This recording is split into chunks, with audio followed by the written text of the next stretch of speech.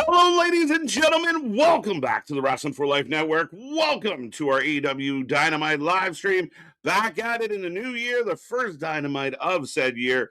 And we're going to be here all night long for all the action, folks. Get in that chat, click all the buttons, like, share, subscribe, and let's hope TK and company have something in store for us tonight.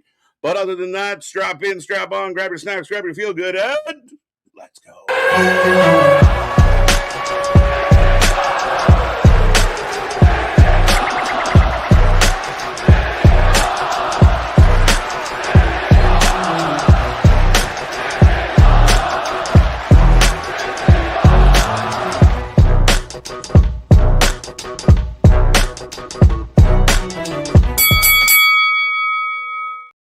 Ding, ding, ding. We are live and back at it again, folks. Like I said, we are the Wrestling for Life Network. This is another live stream, and it's Wednesday, so you know what that means. That means we get a little bit of Dynamite tonight. We're going to talk all about it. It's going to be a fun one. Lots going on. Technically a go-home show for Maximum Carnage next week, and we've been on a run of this, so we're going to talk all about it here tonight. Blow up that chat. I want to see triple digits hanging out with us, so be a friend, tell a friend, like, share, subscribe, all that fun stuff. But beyond that, me and this pretty face got you for the next couple hours. We're looking forward to it. And if you don't know who we are, well, you should. But I am Mr. Every Night KJ White, the Iron Man of YouTube. That is Big Nick. Ladies and gentlemen, boys and girls, children of all ages, the Wrestling for Life Network proudly brings to you its tag stream champions of the world, the Every Night Delight, KJ White. I am Big Nick. And I felt like after our brief appearance on AEW before we closed out 2025 and everything, figured I had to show my face around here again because, we gone Hollywood out here. But yeah, you talked about this before we went live and everything of how it's been special show after special show after special show, and now this is the in-between of another special shows of New Year's Bash and then now Maximum Carnage. Yeah, been a lot going on. I mean, I don't fault them to a full degree. They did Winter is Coming kind of late, but then we got into the Holiday Bash. We had the Dynamite on 34th Street. We had New Year's. So, and I mean, it's just a kind of unfortunate or fortunate, depending on how you look at it, a funny way the calendar happened to land this year where, Wednesdays and Thursdays were pretty busy for a lot of people. So good to be back at it. Again, this is a bit of a jump off. We're getting ready for Maximum Carnage. That's where I kind of like maybe Maximum Carnage should have been like next week or the week after. Give us some room to breathe a little bit. But we'll see. I mean, interesting card tonight, and we'll see where it goes. Well, it seemed like towards the end of 2025, going into 2026, AEW was starting to kind of turn a corner a little bit. Now, are they turning a corner in the positive direction, or are they turning right into a wall? We'll see. But it seemed like they were starting to get a good bit of traction. We just got a new world champion, MJF, of World's End got a kind of positive response. So that right. Kind of ending out 2025 for AEW, it seemed like they're heading towards an uptick, hopefully. Well, again, someone would tell you that 2025 was the best year ever, the strongest year they've ever had. Mm-hmm. A lot of people are very adamant. One of the things you see from the adamant fans is all the time of there's not even a competition, bro. You're like, whoa, there's a conversation to be had. Let's not be silly. Yeah. There was good. There was definitely good, and there was reason for optimism. But then again, there's still like things that you shake your fist at, and you're not really sure how to feel about it. But I mean, the booking needs to come together a bit better. The continuity. I said it, late in 2025, a lot of it is very simplistic. And I feel like certain fans out there ignore like blatant flaws in the storytelling, blatant flaws in the production, and they don't seem to see it. As long as, Moxley bled on a pay-per-view, we can give it a thumbs up, and I don't think that's fair. Tony has to grow. Tony has to evolve. That is my challenge for Tony Khan in 2026, Nick, is what more can you do? We're still doing a lot of the same stuff with the same people. Who's new? Who's fresh? Who's exciting? What do you got?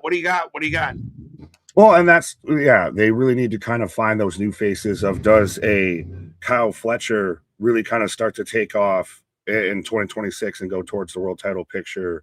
What do you do now if you've got Swerve and Hangman pretty much in a tag team now at this point? So you've got to switch up a few things here.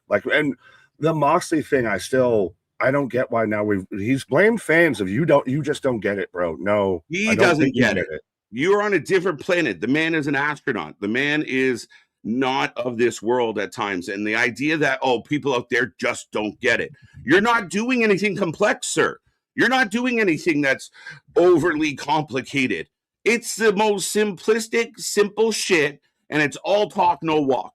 And again, you go back through, we've been doing it all week, going back through this year and trying to remember the things that happened.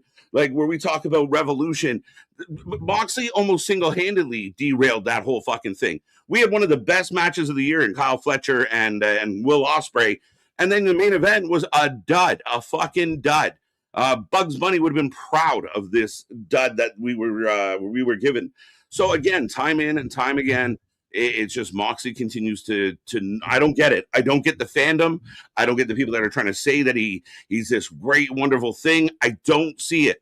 Night in and night out, I went from, oh my God, what a good show, to, oh, what the fuck are we doing now? And it's so often centered around this guy. I don't get it.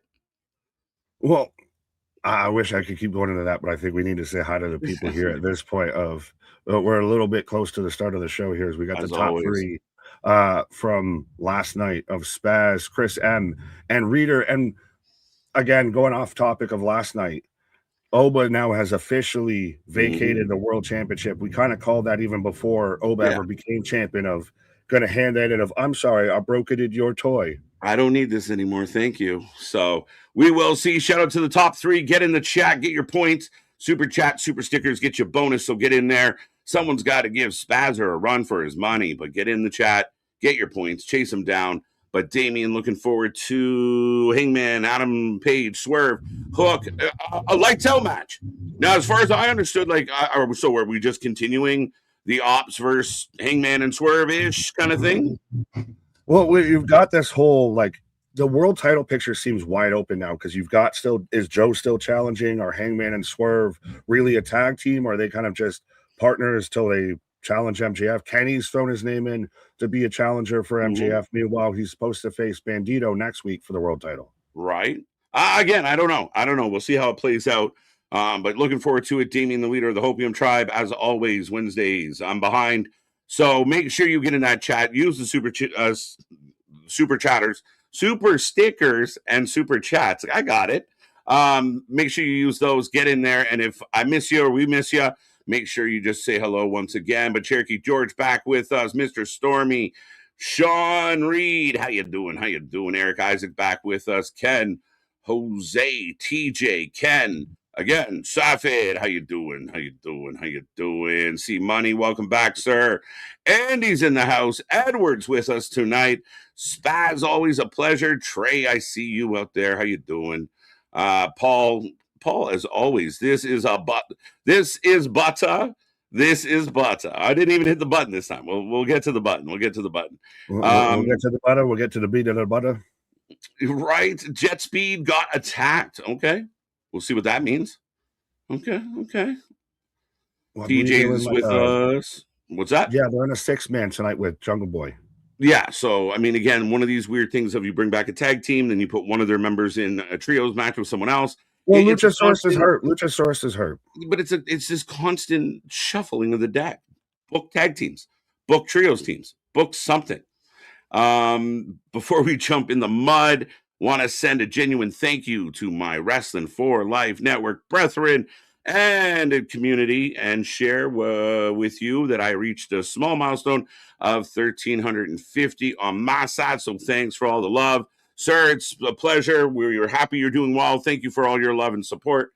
You've been nothing but phenomenal. So shout out to our buddy. Go check out Spaz for a wonderful takes, coverage, and I hope you got some thick skin. But right. Jose, I couldn't talk him out of it. It's like MJF. You're very like MJF and Happy Gilmore too, of like starring role in Dynamite. Exactly, a little bit featured presentation here. Right. He's like, I gotta be there. But welcome back, Jose. Richard, good to see you.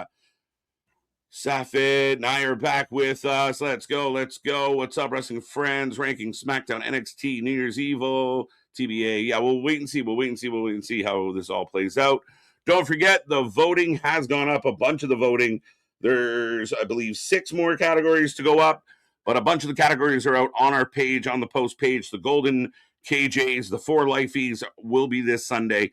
So get your votes in. Let us know how you feel. We'll see if we can be a little more unbiased than some of the other people that have put out their awards. Well, hey, y'all can't blame us because this is what y'all voted Y'all on. voted. We just gave y'all the categories. You picked it. Right. Don't be mad at us. Be mad at you. It is true. But Philip's back with us, kicking it with Leo. Welcome, welcome. How long before the Death Riders turn on John? We don't know. I mean, again, this is all, again, weird. I don't know how we've done this. You're kind of turning Moxley babyface without actually him stepping into it. He's still a terrible wrestler. Turn? John Cena or John Moxley? Which John had a more awkward babyface turn? You can clip this. Yeah, it's like they're trying to like sneak it in. It's weird. And it's not done well. Like, if you want him to be a babyface, well, you have the perfect ammunition to do so. But it's like they don't want him to get beat up by his friends yet. I don't know. I don't know, that's man. When you thought that would be the case, that's the situation. That's what everybody thought where the story was going. That he keeps losing, and they're losing faith in him, and they're sick of his shit. Mm-hmm. After he lost, or they lost at Blood and Guts, I mean, they literally should have picked a time just to have the boys beat this shit out of Moxley. Then give Moxley 3 months off, 4 months off. And then when he comes back to get revenge, we'll all cheer. Oh, Moxley's back. But until then, I mean, what are we doing? And again, it's rinse and repeat. The Continental Classic thing, I mean, we finally get the Continental Classic off Okada, and it goes to this guy.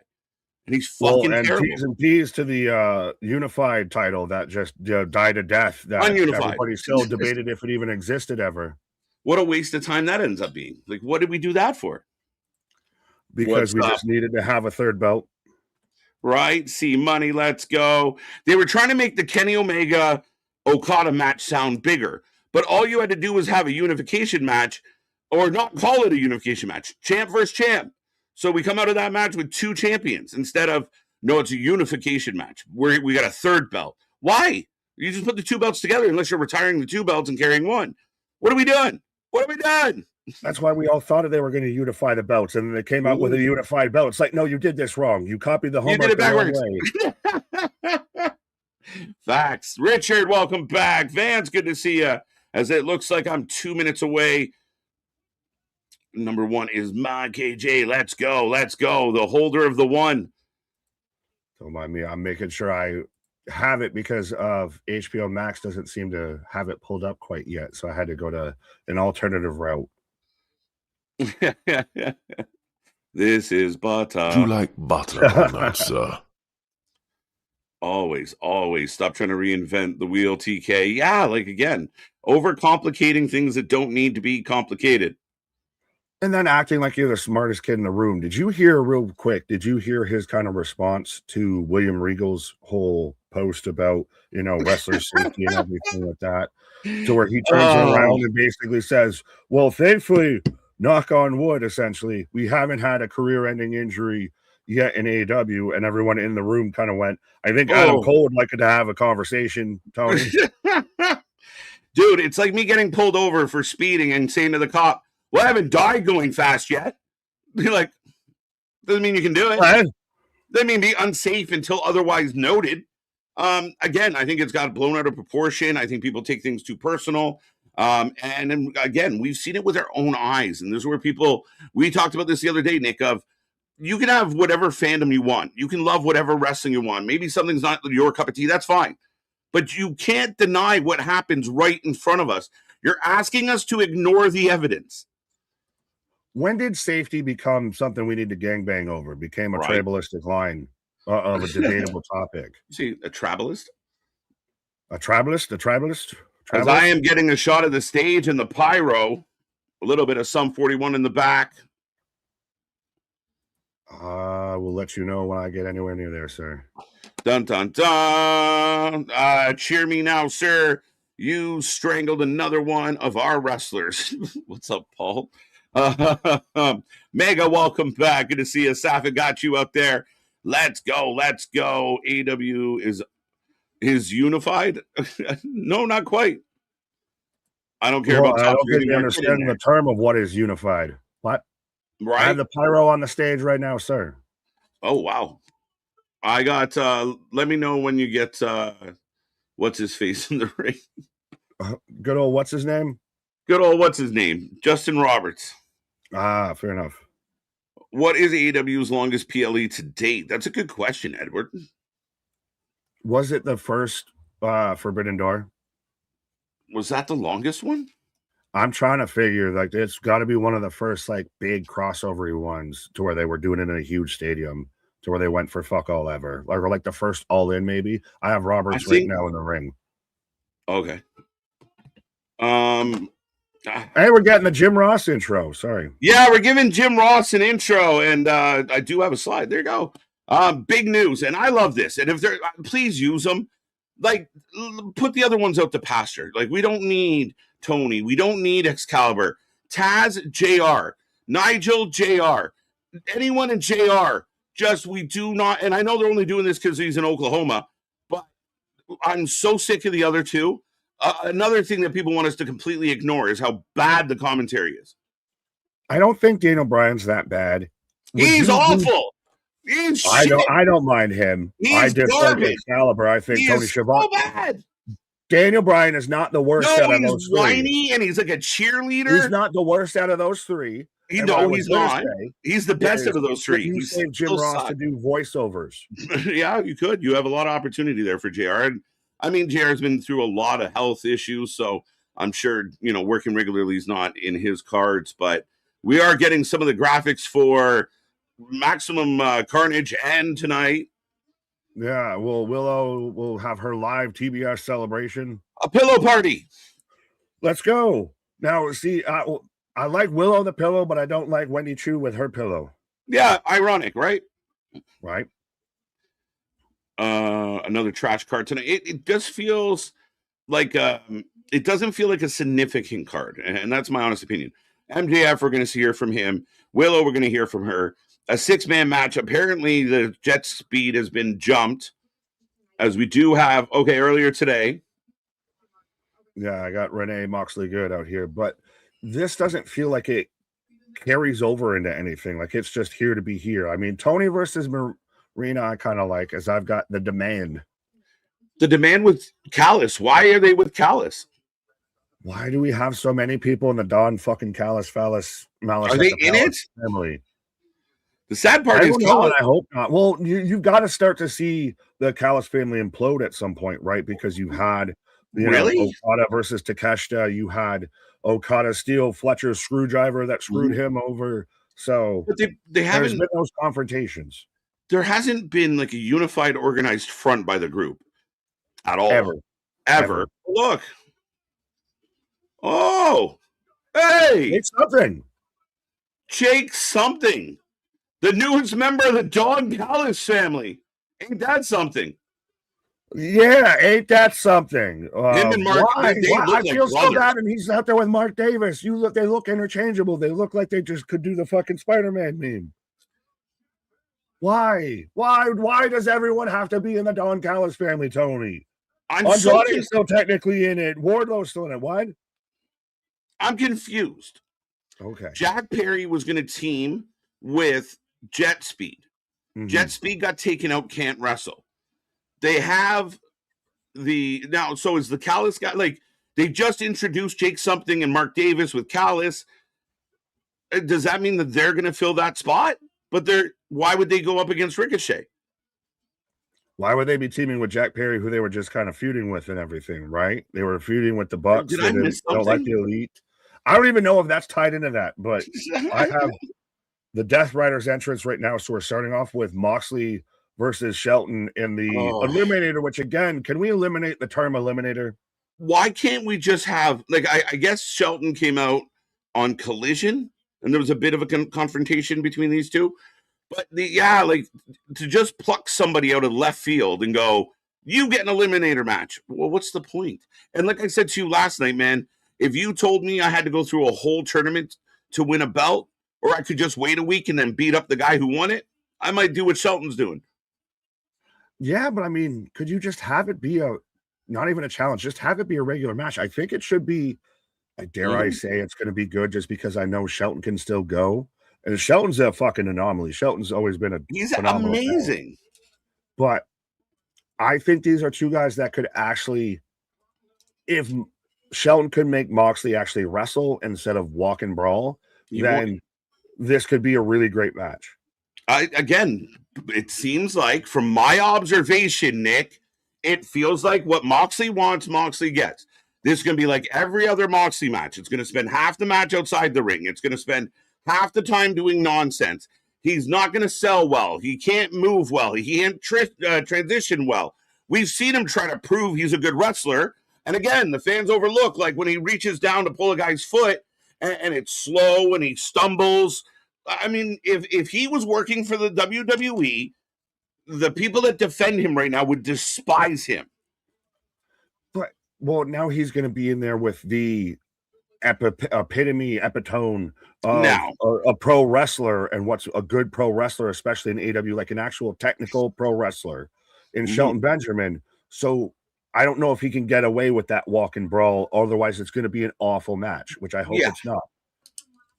We're back to Renee. Hey, what do you say? But I got Spaz with $5. Go ahead. It's so dumb.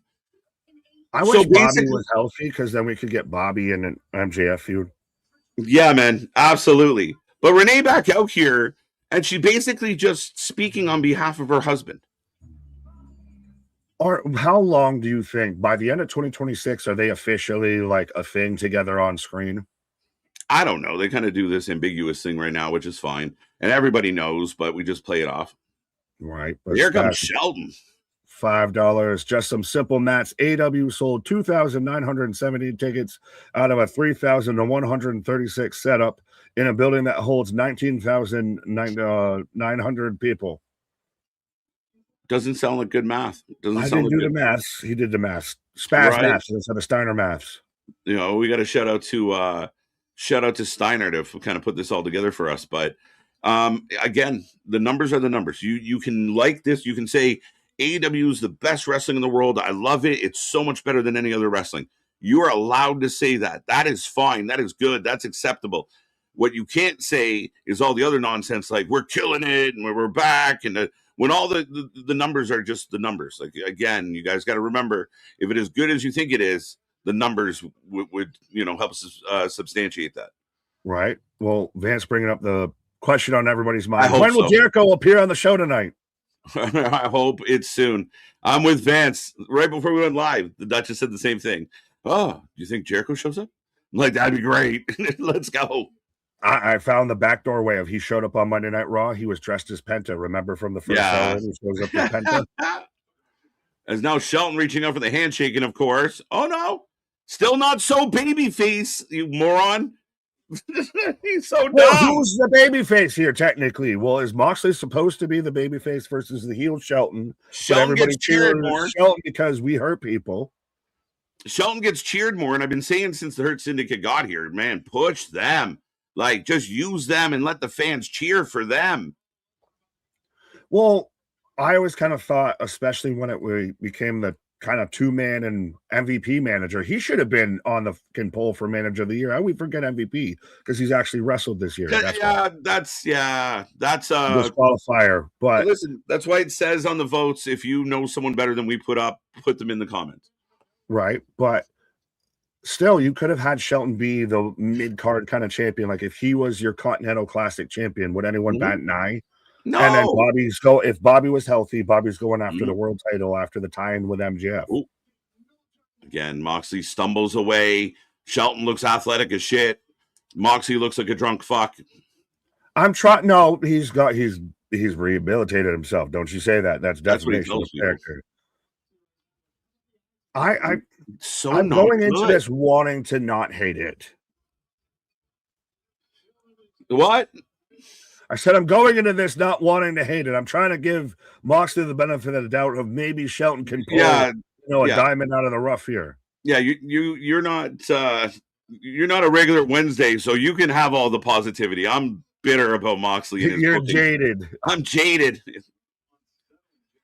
Shelton's great in a fair and just world. Shelton Benjamin wins this match. Well, then should it just be a title match? I just hate the whole fucking concept of the term eliminator. Like, If WWE did use the term eliminator, everybody that loves it for AEW would shit all over it. Yeah, I hate them. And again, to me, it always kind of equates to like, imagine the UFC, you go and beat a guy, you beat the champion, that's just to get you a title match. So you got to beat him up again next month. Like, what? Normally have to beat the number one contender to get your title shot. Yeah, that's the eliminator. Like, that would be a title eliminator. Number one contender would be you fight another contender. Fighting the champion doesn't make sense. Like, to decide if I get a title shot, I got to beat Ali. What? To see if I can beat you, I have to prove I can beat you. Now that we know I can, let's do it again. Let's do it again. That was like, I gave you all my best shit the first time. Get out of here. Right? As Moxley jumps out on the outside. But the crowd's cheering. The crowd's like, yeah, that's great. Yes. Is it me? Is it us? Like, it doesn't connect with me of how he got to Moxley babyface. The same guy that wanted to take over the company, that wanted to destroy the super center and everything, the super station. It started when he was sad after losing to a babyface. So the bad guy was sad that he lost to Kyle O'Reilly and that he was on a losing streak. Then he gave a rah-rah speech after winning the Continental Classic, and everybody was like, greatest babyface turn ever. Didn't even come with a story. He just kind of, and then even tonight comes out, and he could, shake the hand. You're going up against Shelton, you slap his hand away. No, I'm still a badass. He is the same character. It doesn't matter if he's Dean Ambrose, John Moxley, good guy, bad guy, indifferent guy. It doesn't matter. He's the same. I'm a badass. That's all you ever get from Moxley. Sometimes he has hair, sometimes he doesn't. But that's all you ever get. Sometimes he's there, sometimes he wasn't. Facts, my guy. It's just, now look, what I say. Typical Moxley. I hate that you're right. Typical Moxley. Right. The best wrestler in the world can't stay in the fucking ring. And now you would figure, though, isn't the Continental Classic where it's kind of more that traditional rules of everybody's barred from ringside, that shit and everything. But what's the fucking count right now? Are we on count 17? Please go back. Please go back. Please. No one, no two. It got right. Watching Wrestle Kingdom and remembering that they do the 20 count in Japan was interesting to remember. And then I remembered AEW doesn't do a count. Shit punches. Shit. Why are they fighting in the audience? It's a regular match.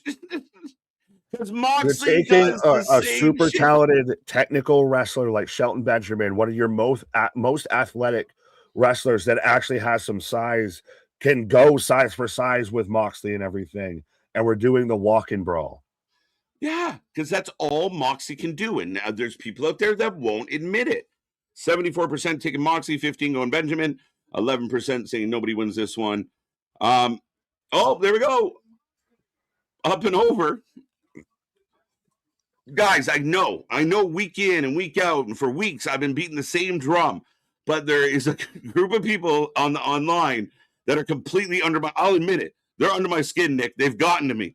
I'm rattled. They're driving me nuts. These Moxley defenders are bothering me to such a deep core of my being. And I admit it, folks. I admit my faults.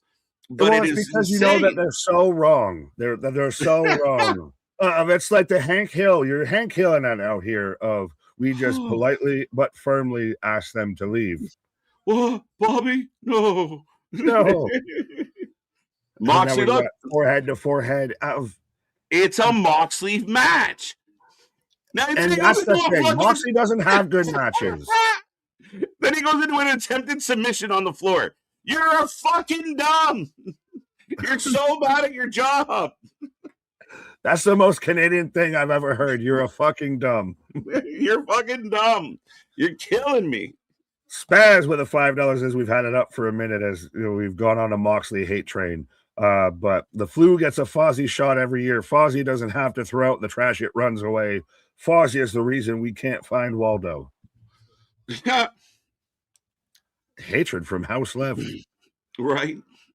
Cooper with the WFU. See, this is why you need to come back to the WFU, KG. You need to get away from those IWC trolls that are out there saying how Moxley's so great that they've, listen, got your rage baited. The thing is, I think there's not even a lot to counter the argument as far as like a terrible double clothesline. He's not athletic at all. He's a brawler, Kate. He's a shit brawler. Mega's saying, Nick, you're wrong for thinking Mox is terrible. What? How did I get? Why are you This saying channel's fuck me for? so weird sometimes. Why are you saying me for? Isn't Moxley the same guy about 10 years ago that said what Mick Foley did in his career was not wrestling? Maybe. I don't know if that for sure. Well, we know that Moxley has had attitude issues in the past and everything, and he kind of thinks he knows best. He knows what he's going to do. He's an artist. I'm a peacock, and you got to let me fly. Right. Nobody understands my genius. Yeah, because you're fucking on your own planet, bro. What are we doing? What are we doing? And he's so bad. Again, like we watch all this wrestling, Nick. We see a lot of wrestlers. He, as far as just an in-ring performer, he's not good. I wish he was great for GCW. If GCW could, have John Moxley, the face of their promotion, and go all ECW-ish, I think that would work out a lot better than AEW trying to use John Moxley as the face of your promotion. You just don't get my genius. You're right. We don't get it, motherfucker. And you can't. It ain't there. Explain it. Have you ever heard him trying to explain his own shit? It's just like stuff. I do stuff. Like, I do what I like. Yeah, we know. No one else likes it. Right. Thankfully, you two don't have tomatoes because they would be dripping on screen. No, we're just the Statler and Waldorf, I guess, tonight out there. Right. Do you remember a John Moxley match where he didn't bleed? No, me either. No, again, I get it. I'm hard on Moxley. That's why it's nice when you are here because you kind of, soften I become my the AEW apologist. I'm not quite so jaded out here. I'm the AEW advocate. Mm-hmm. Yeah, because once upon a time, I think it was complete opposite.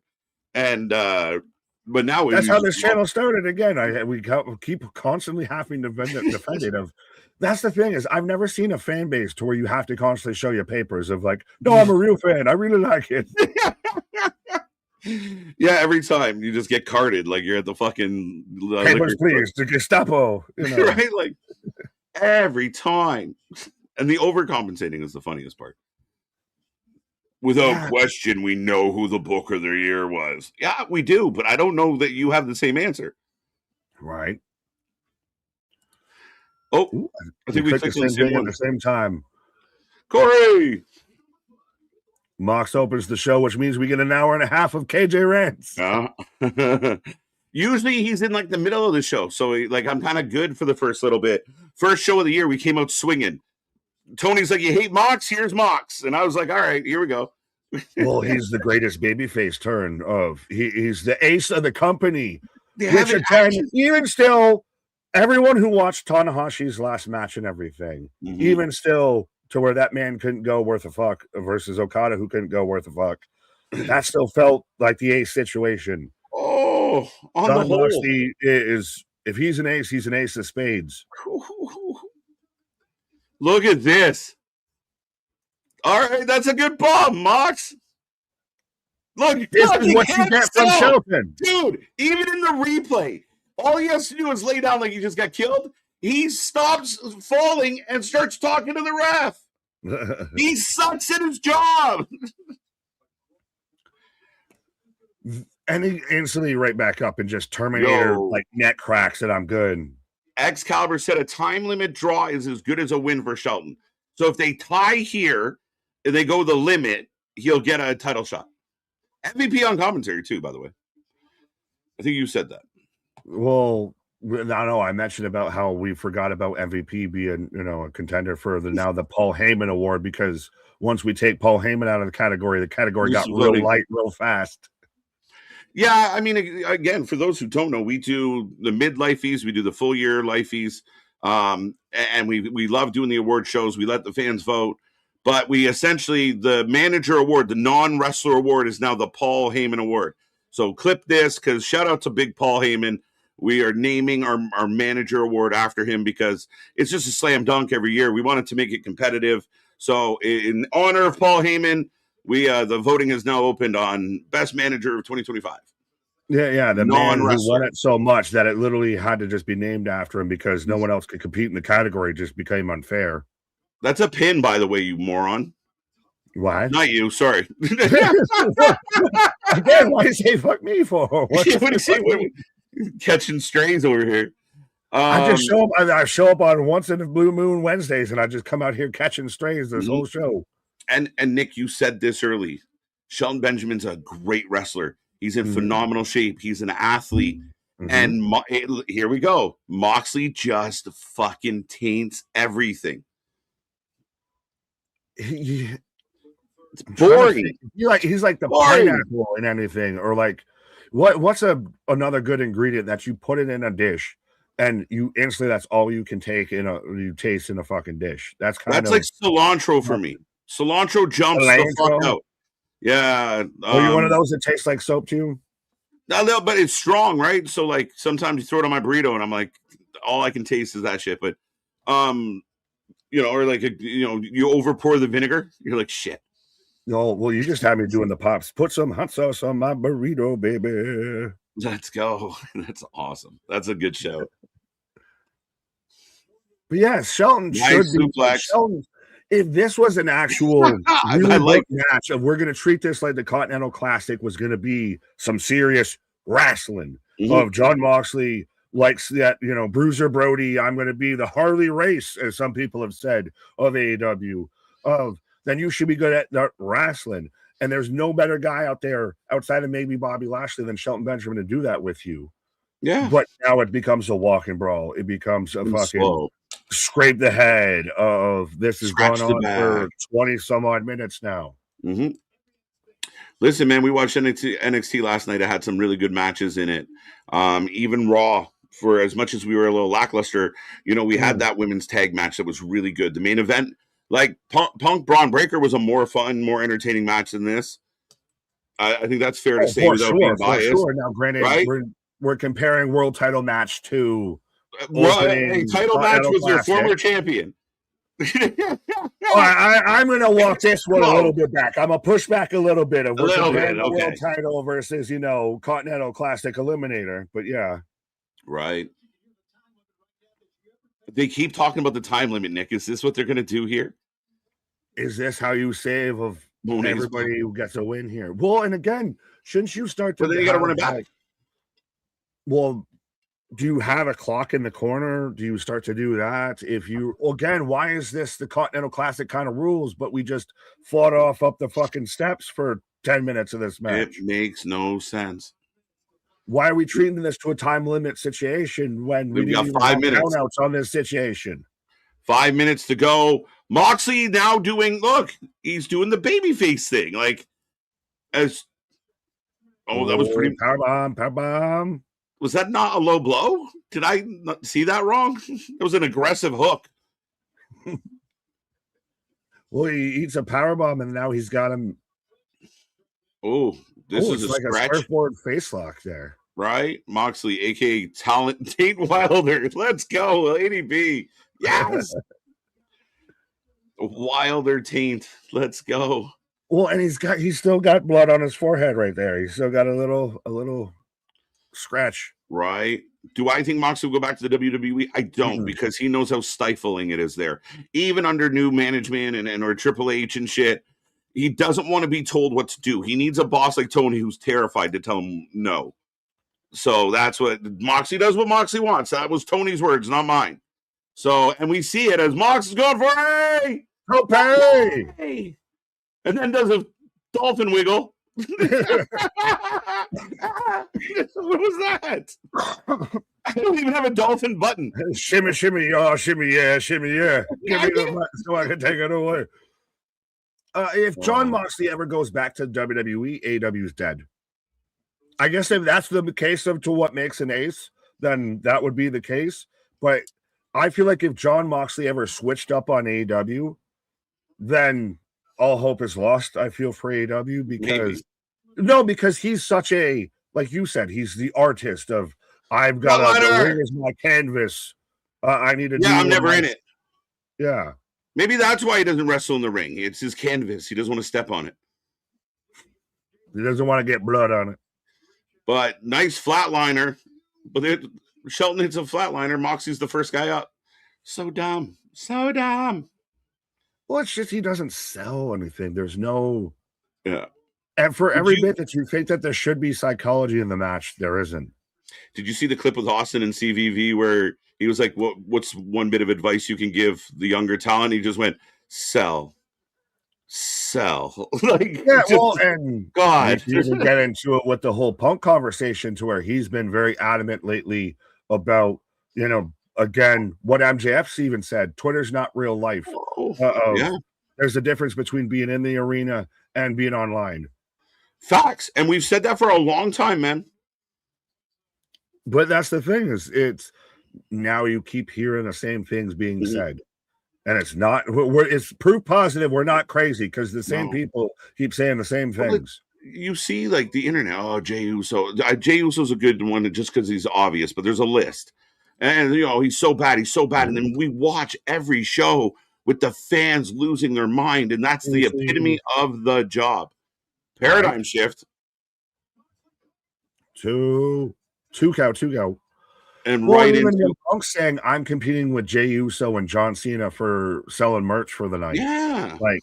But you go on Twitter and there's 27 accounts that all say I hate Jey Uso, he's not over, what are they doing? He's trash. Rhea Ripley. Ripley gets one of the biggest pops every time we see her.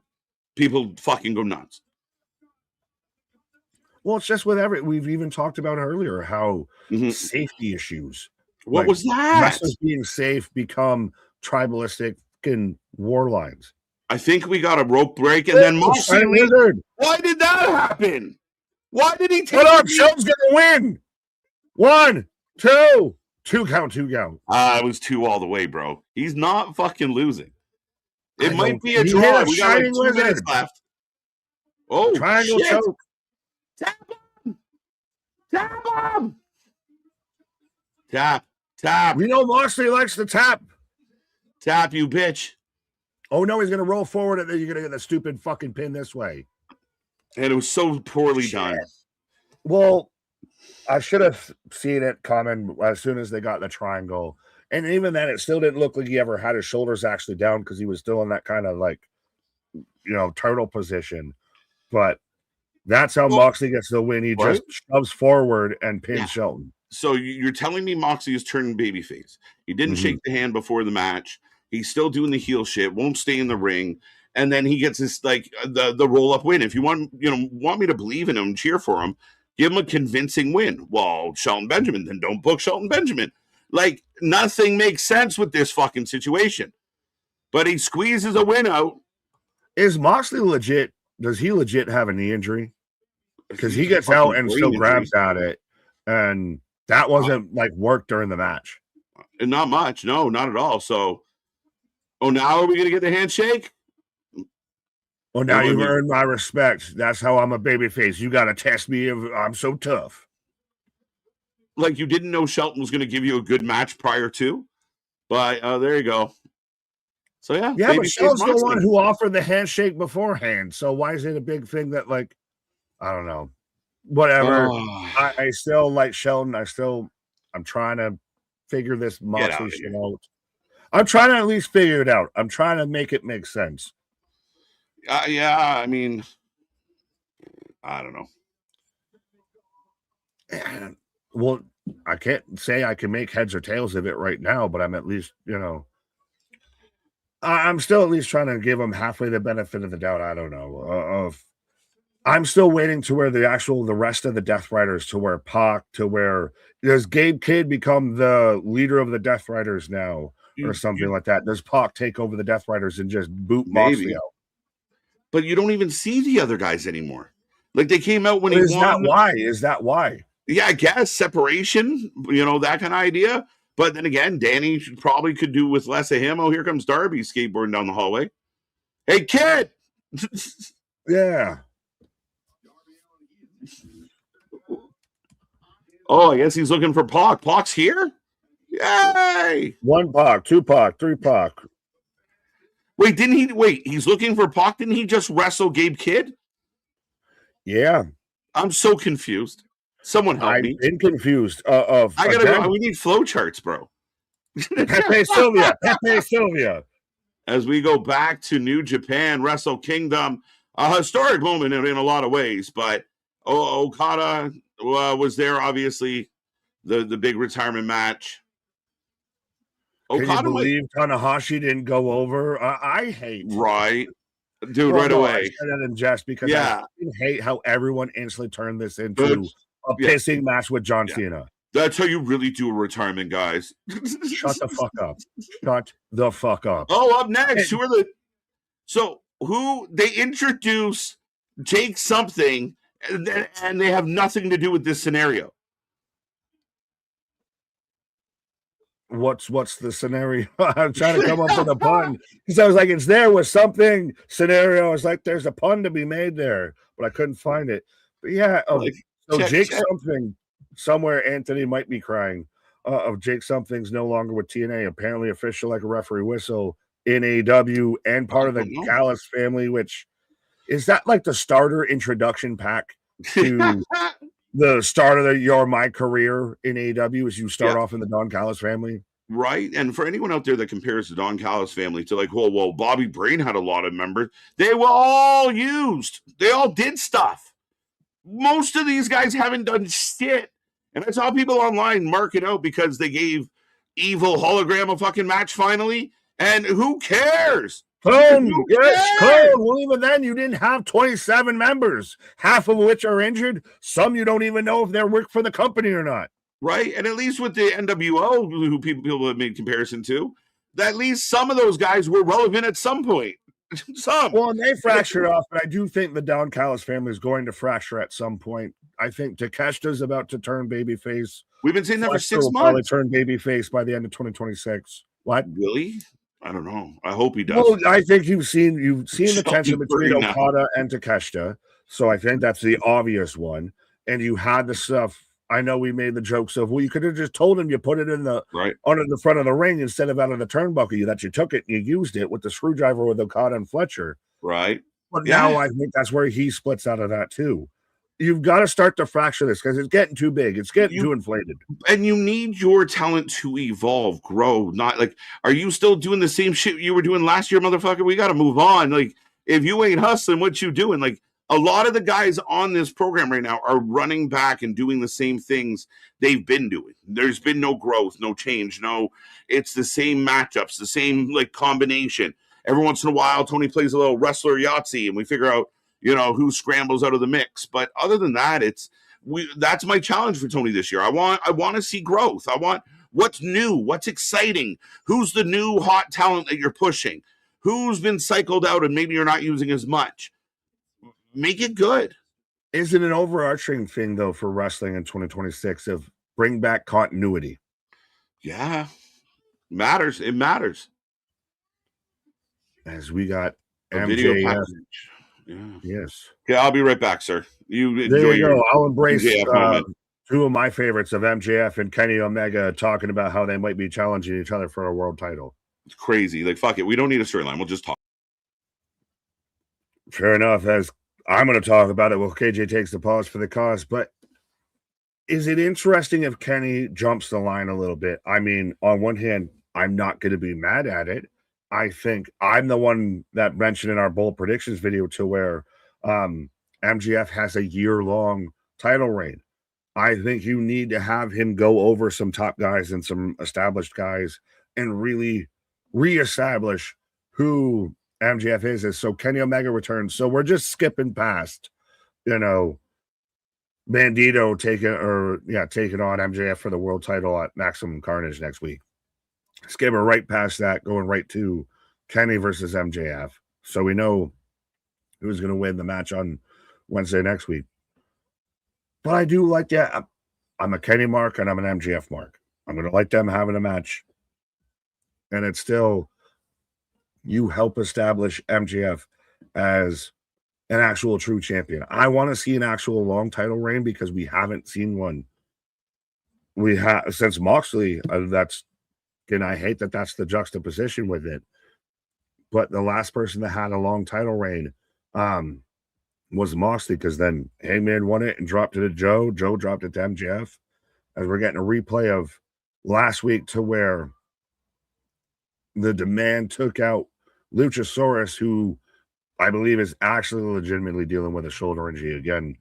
Shoulder injury, the word of the month when it comes to wrestler injuries, I feel. But we're getting Jack Perry coming out, and who's going to be his partners? Is it going to be the Malice of the Palace? Bernard, I don't like Omega, but I like MJF. Well, there you go. You got half there. Jack Perry looks like he's constantly auditioning for a new Anaconda or Jurassic Park movie. Like, are you hoping to get cast up as ScoJo? Are you going to be, young Chris Pratt dealing with the Velociraptors? Who's this? Who's his partner? Is this the Bucks Super Kick Party? That's actually, I'll give him credit. I'm surprised we didn't even think of that. Of the Young Bucks, who are now back over as babyface, but so we're pretty much getting the Elite reunited. Of the Young Bucks are going to be teaming with Jack Perry, taking on the Demand. Babyface Bucks too, yes. The nice Bucks are back. Of the EVPs who are no longer EVPs, they figured their life crises out as they're dropping all the Bucks. I can't lie and say that the Young Bucks were never good, were never over. Do I think they can still be over and still be good in 2026? Remains to be seen. I know that they've been trying to do something. It's one of those, hey guys, this is your company. If it can turn in a hedge here, you gotta fucking go with it. Maybe hoping, kind of, sort of. I know I sound like an apologist in a fucking, press release pause, blah, blah, blah. Ricochet with a cowboy. But if we're going to just ignore, I guess, the past 2 years with the Bucks, maybe kind of, sort of, it could work. I want to at least see them push WWE. Well, Moonsault. The Bucks work better as a face team, more believable. Really, Jose? I thought that, well, in their company, when you know that they own it, is it better that they're babyface or better that they're heel, or just their heel run was so bad we don't want to go back there? So the Bucks were heel-ish. The Bucks have been all over the place. They took out Tony Khan, remember, at one point. Young Bucks, Jack Perry for the win. Yeah, I think so at this point, as they're just working over Ricochet. Those two guys ain't intimidating. I know they're not. But they do. They have a little of that. No, I'm not going to can't even get myself to say it. They have the hardy ass, which they always kind of banked on that. I'm not trying to fucking all of a sudden they're amazeballs because they're babyface. 3 of my least favorite wrestlers in one match. Oh, golly.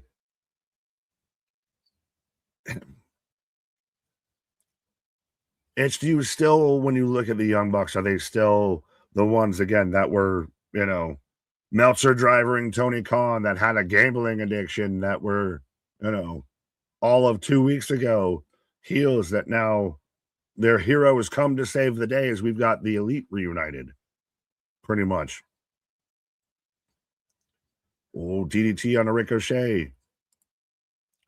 I get a kick out of the Bucks, pun intended. All their matches, finishes always end with about 100 different wrestling combinations. Yeah, well, they just can spam the finish button. Older Bucks trying to be the Young Bucks, and it is working. Fair enough then, Cherokee.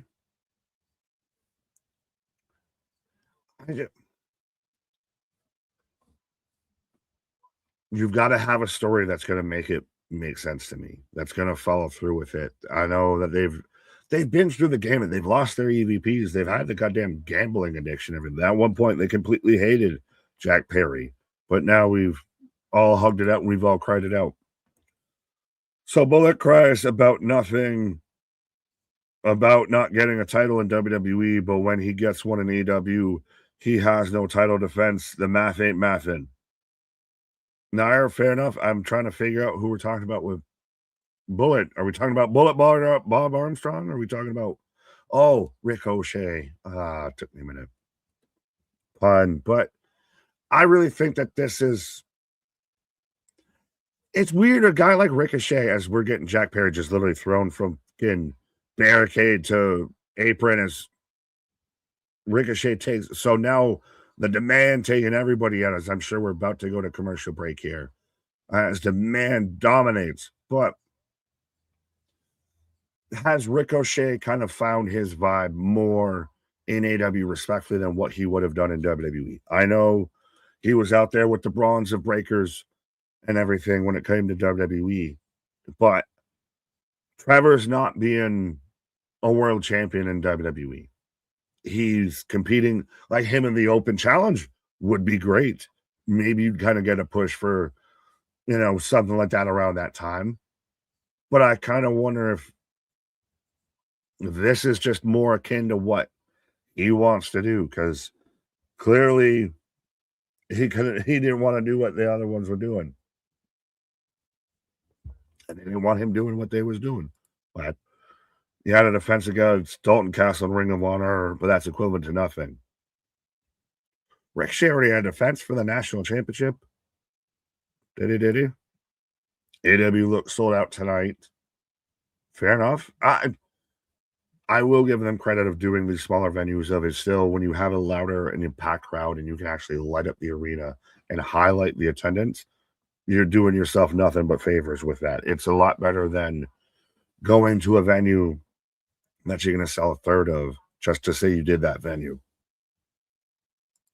What's wrong with Dalton Castle? Just that he hasn't been pushed worth a fuck and that he's, over there at Ring of Honor. And, the boys are, I think, Sue and Tony at this point. Ricochet is better in AEW now, Nick. Vance, that's what I'm questioning. That's what I'm throwing to the floor. I kind of feel like it might be that way of I can fantasy book how I could make, Ricochet where you could do that with whoever. But did we kind of see Ricochet kind of peak out when he was in WWE and he knew his ceiling? Bro knew his ceiling and just decided, I'll gamble on myself. What's right with Dalton Castle? That's definitely a statement. Corey, Erected Kid, the building has 19,000 capacity. It's set up for 3,000. Bernard, there are 19,000 seats in the arena AEW is in. Fair enough, full. I didn't do the math. They have sold about 3,000 tickets. They're definitely not sold out. Fair, but at least it doesn't look like, there's 1,000 people in attendance. I'll give them that. But, yeah, see, I don't want to play fucking seat watcher with this, but Tony, do your 3,000, do the Hammerstein, do your residencies and everything like that. Go that kind of TNA route, because that's realistically, respectfully, where you're a bit about.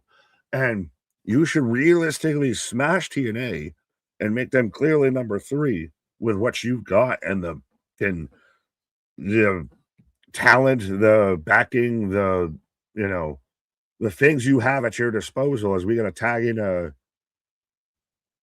Matt or Nicholas, but Tony should really be clearly defined as the number 2, not really challenging number 1 because I don't think you are still yet, but clearly defined as the number 2.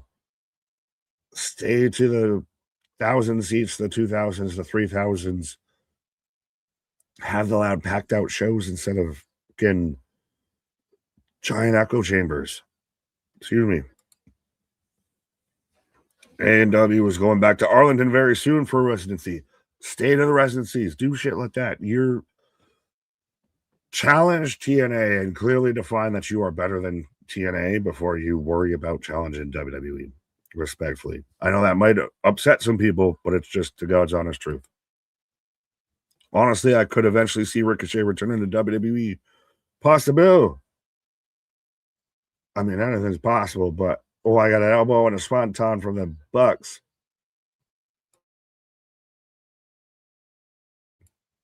More likely or more soon to happen of the Hardys return to WWE or Ricochet returns to WWE.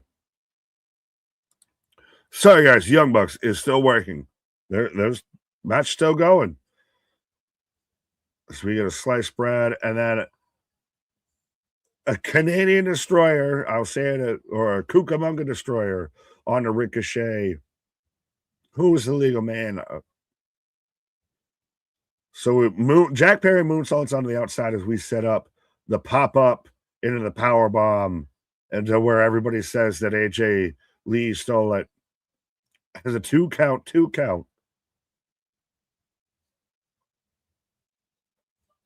This is really it's not a terrible match, but this whole match is just literally, hey, Ricochet, you want to take all of our finishers? And I do mean all of our finishers. I'll say it again. The national title is TK telling Ricochet, you're good, but just not good enough to hold any of my real titles. Well, we traded a soul for a soul. We got rid of the unified titles so we could have the national title. The title talk that I want to talk about is more of with New Japan, of they actually, with Yota Tsuji actually bringing out the OG, the V4, because we need to know how the lineage works, but the V4 IWGP title of, and even specifically says that'll be defended against Japanese talent, while the global championship will be defended against invaders and intruders, I think was his actual term. Yeah. It's a weird line they're drawing. Crowd channel, I will say this, my entire break, maybe, watching this, and I know what we say, the typical kind of Buck stuff, no rules, everybody's running around. I wish they'd fix that. They won't. But the crowd has been a buzz this whole time. Like, I mean, the crowd's had a good energy. How are you feeling on babyface Bucks, babyface Buckaroos? It's another example of they did all this shit, and then, when it didn't go well, they just do some new shit. Like they're the same. Like they just got their entrance back. They're doing the same moves, the same tricks, the same vibe. Nothing's different. It's just they got an entrance and they're wearing colorful stuff again. I guess they don't have a gambling problem. They don't have Tony in a neck brace.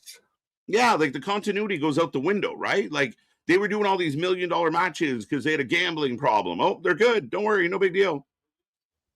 Yeah, well, we've talked about the continuity and all of that, and it gets hard to, in movies and any show, it gets hard to really get buy into it when the lore gets reset every week. Yeah, again, when you follow something, you're like, okay, this is how this person behaves. This is what I expect from this character, and then they show up the next week. You're like, okay, what the fuck is this person? Right, you're an idiot. Would you even think that? Because we're getting just headbutts and super kicks, and again, the ref is absolutely fucking useless. And that's, again, a stylistic thing. If people out there don't give a fuck that there's no rules and that they think this is a phenomenal match, that's fine. We just don't think the same way about wrestling. And that I can accept. Is this boring? No. Is there cool things happening? Yes. Is it a good match? No. It's in that weird paradox to me of it's not a good match, but it's also not a bad match. Nick, it's pond hockey. It's yard ball. It's backyard. Ball. Yeah, it's the turkey bowl. Thanksgiving with your uncles and everything. Right, like it's still fun to watch some good pond hockey or play some good pond hockey, but it's not the legit game.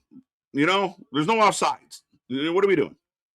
You're playing on arcade mode instead of simulation mode. Yeah, man.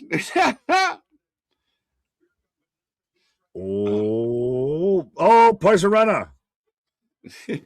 Well, this is now like the third time that Ricochet's just eating everything. So now it's super kick party. Yeah. Like it's just fun. And I don't, for a wrestling promotion that their referees almost seem to always make themselves over, their referees do fucking all in matches. They do more time posing and making faces than reffing. They just vamp the whole time. What the fuck is he doing right now? Like, oh, no, I'm gonna count. Oh, No, so I'm gonna count. could the refs in AW ever be mic'd up, or do we get a ref cam? It'd give us more use for them. Look, he's counting. Like, what are you counting? Who's legal? Shining Wizard. It'd be We cool had if no we guys didn't just counting. see a Shining Wizard in the last match. So Just like that, and it was Ricochet that took the pin, right? Okay, there you go. Yes, as that was the fourth time that he just became, you want to take all our finishers? Take all our finishers. So again, fundamentally simplistic. I get it, folks. Now, if you were entertained by that, that's fair. You're allowed. But realistically, by definition, not the greatest of wrestling matches. It was a fun exhibition of moves. Well, proof positive here, Edward saying, honestly, AW needs a whole new commentary team. These guys suck. This is why we're the alternative commentary. You can just put the show on mute and we'll let you know everything that's happening. Yeah, I agree. Because now we're getting a beat down. Oh, so the fuck? Because they're friends. Because that's why I never thought that they were going to be teaming with Jack Perry. I thought that they'd always be, it's heels with heels with heels. Okay. And the one team that wasn't in that segment at all gets jumped by Jake something. And I will admit, Jake something and Mark over here, they look formidable as a tag team. Jake something and Mance Warner, Christ almighty, I spoiled what I said before then. As now Jet Speed showing up, but Jake something and Mark Davis should be in a trio with Mance Warner and TNA. Lights out. So Jet Speed hits the rings and the lights go out. Break the walls down. No, I'm just kidding. Who is it? You fucking imagine. Did Tony just Andrade El Idolo. El Idolo is back. And or is he now La Sombra? Is his legal team making him go by La Sombra? La Sombra is back. Does that mean he has to leave the mask on? Let's go. Andrade. The man that debuted in the company 2 times in the same in a couple months span. His third AEW debut. And yeah, another. So officially Andrade and Jake something have joined the Callis family. And one of my bold predictions for 2026 was Don Callis family will reach 20 members. We have to be fucking close. We gotta be close. Talk to the people. I want to see if I can Google real quick before I pause or anything of how many members are in this. Because you might be onto something. Andrade's back. I mean, again, Ricochet does a job. I feel like since he's got that title, he's done. Like, I can lose on AEW because I defend this belt elsewhere. As Bibbins is in a wheelchair, FTR is here. What a fucking tag team segment, folks. And it wasn't even a tag match. It was a trios match. So I'm on Wikipedia right now, and we'll have to add if there's anybody that they might have missed. But we've got Don Callis, Takeshita, Kyle Fletcher, Trent Beretta still in here, Lance Archer, Brian Cage. So we're already up to 6. Mark Davis, Josh Alexander, Rocky Romero, Hechicero. We're 10. We're halfway there. Kazuchika Okada, Wardlow, El Clone, and then they have Jack Doyle, which I don't know if that's Jake something. Is Jack Doyle Jake something? Andrade. So we're like 12-ish. We're almost kind of around there. 12, 13-ish. We're growing. As again, I thought Andrade might have. I mean, does this help because he beat up Friends of the Bucks? Does that get him back to Kenny, who he originally beat up? How does that work? I mean, Andrade against a few of the guys on this company or in this company are going to make good matches. Don't get me wrong. They will have good matches. I'm a fan of Andrade, but my God, did he have a bouncy year. Yeah, well, I liked New Japan at Wrestle Kingdom did kind of the best with Andrade of, well, if you have a legal team like him, you don't need like they were playing into it. And he was announced from being from AEW So that's where everybody kind of figured, all right, he's going to show back up there. He's official like a referee whistle and the AEW guy. Right? Did Darby find Pac? Did that, or we're still on the hunt? We got no resolution to that situation yet, so we're still up in the air. As I believe you were stepping away, going to take a pause. Yeah, sir. I'm going to give it away. Give it away. I don't know. Oh, there was the give it away. But we are getting some tour dates for Canadian dates. AEW coming north of the border. Folks, Nick taking a pause for the cause. The show rolls on. We're in a commercial break. I hope everyone out there is happy, healthy, and safe. You got Hump Day in the books. Friday, Junior tomorrow. The weekend's almost upon us. Hope everyone is doing well. How are you feeling about Dynamite tonight? More to come. More action coming your way. Don't forget, tomorrow we're running the Dirt Sheet debate at 8 p.m. It might be more than just me and Nick. So all's good on that front. I do believe that's happening. But tune in, Dirt Sheet debate tomorrow night. It's going to be fun. Friday, SmackDown in the afternoon. We go live at 1:45 p.m. We will be here live during the day. If you can't watch us during the day, just watch our replay when you watch it at 8 p.m. We're going to go live when they go live. It's part of the nature of the business nowadays. So we are going to be live for that. Sunday, we are back for the award show, the 2025 for Lifeys.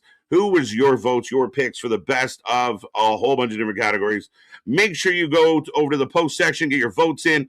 Also, keep an eye out for a link that will give you a voting sheet. But beyond that, lots coming your way. Next week's busy. We have Genesis on the way. We got more content coming. We're working on more original content.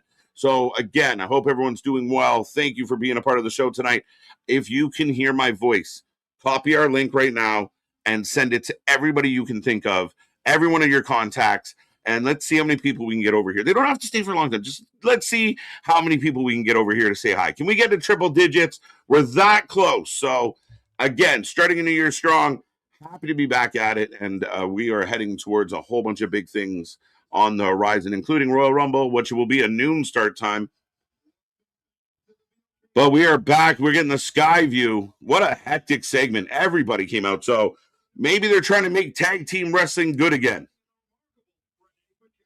But the remarkable Renee Paquette in the ring is full of a whole bunch of goodies, as it looks like we are going to get Willow's celebration. Renee is like the hardest working woman on the show. And she sells better than her husband. 84 people watching and only 44. Hey, only 44. What's going on? What's going on? Let's see. I got 50. We can get higher than that, right? 90 people. I should have 90 likes in the chat right now. But here's Harley. Here's Stat. Stat again. Stat has had more babyface heel turns than Paul White in his prime. But yeah, last week, New Year's Smash, I believe it was, Willow beats Mercedes. And does this make it official?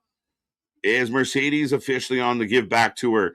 Or is this a step towards Mercedes becoming world champion?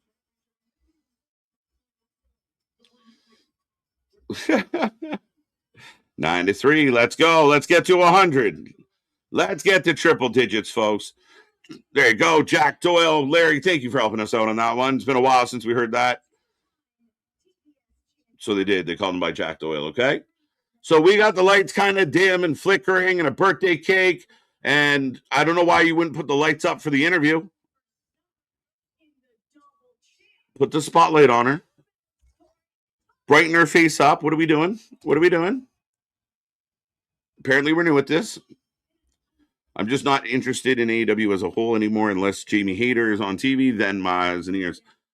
A lot of people have told me that, MDB. The people who have kind of stopped watching, or some I know have gone back to WWE programming, a lot of times that's what it is. It's just they lose interest. You can only do the, like the match we just saw was fun, but you can't do that all the time. Like you got to pick your spots with that kind of match.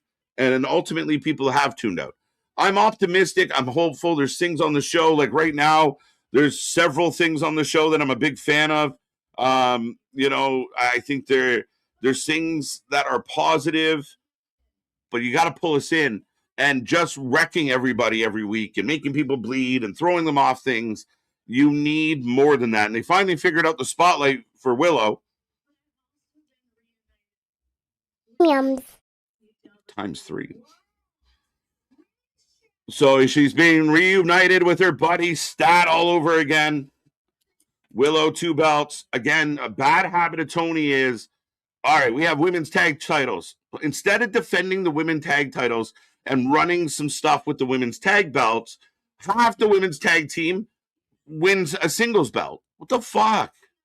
You don't have any women on your roster that could have won that belt, and therefore you don't have Willow with 2 belts? Nobody? Oh, she's offering up cake.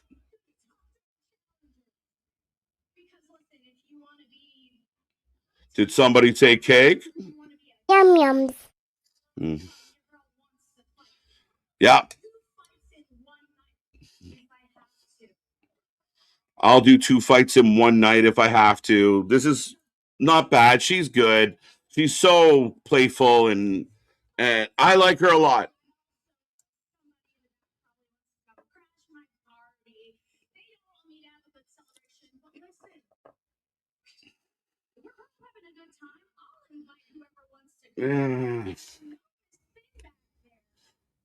Nyla Rose, she hasn't been seen in a while. Someone on the lights left, right? It's her pirate outfit. I'm happy for Willow. I'm happy for Willow. Willow didn't deserve to lose the belt, as here comes the CEO. Another one of AEW's biggest problems. Botch lighting. Nick is missing Willow. Did I enjoy the Oba moment? I did. And I like how they did it. I thought it was good. It was unique. It was different. As Monet is wearing an interesting outfit. And I don't know, maybe she's in mourning because she lost her belts, but she's wearing white, so it's confusing. Right? She looks like she might be going to a wedding, but apparently she's mourning the loss of her title, I'm guessing. Help me understand. Willow's the only star AEW has. Well, I wouldn't go that far, Mr. Paul. My lady Liv Morgan is way better. Yes. Yes. Reds, how you doing? How you doing? How you doing? Somebody, anybody, there has to be someone in AEW that looks at the show, especially the Callis family, dumbfounded. What is this? When is it enough? Buddy, that's the baffling part. And again, week in and week out, especially in the late 2025. I mean, I've never shied away from my honest opinion. You guys know I don't show up here like, let's rage hate on AEW again this week. I show up here every Wednesday with all the hope, and I want to praise it. When it's good, I do praise it. But this bubble of people that just, it's all wonderful. Like the Callis stuff, the run-ins, the matches with that don't make sense, the production flaws, the story flaw. No, none of that exists. Well, why? Like, I mean, do you have anything to support your side of the argument? I like them. That's what it is. All right, okay. You clearly don't watch. Watch it all. No, you don't watch proper. Clearly you don't get it. What do you mean we don't get it? And Mercedes takes off her veil, throws a temper tantrum. This is bad, guys. Like, this whole kind of situation isn't fun. Again, Mercedes Moné and John Moxley are, to me, 2 of the things that run off the audience more than anybody on the show. At least the Bucks go in, and for whatever you say about the Bucks, their matches have a flow to them. They might not get wrestling psychology, but they get wrestling action. As Willow drops Mercedes into a cake, she's out. Crowd murmurs. This hasn't been good.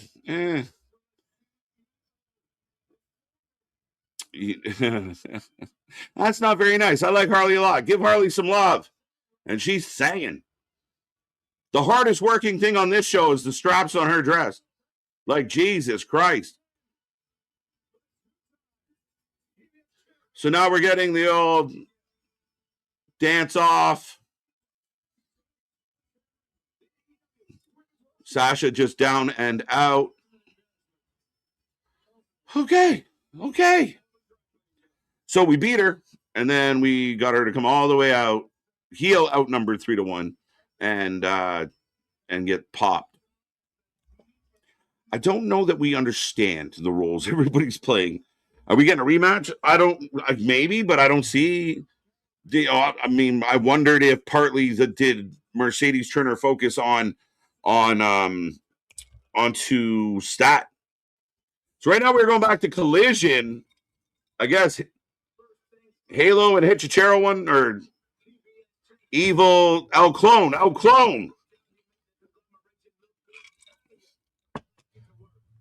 No longer.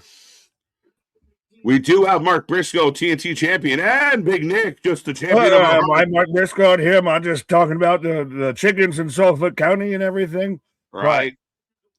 But, no, I mean, can we fully admit Monet's on the Give Back tour? I saw Jose saying she's Mercedes Mornay now than Monet, but she goes through the be a fat kid to miss a cake spot. But yeah, we have her out there just getting jobbed out, getting embarrassed. I think she's on official as a referee whistle on the Give Back tour. What if she pivots and goes after the world title? Why you gotta just be negative about everything?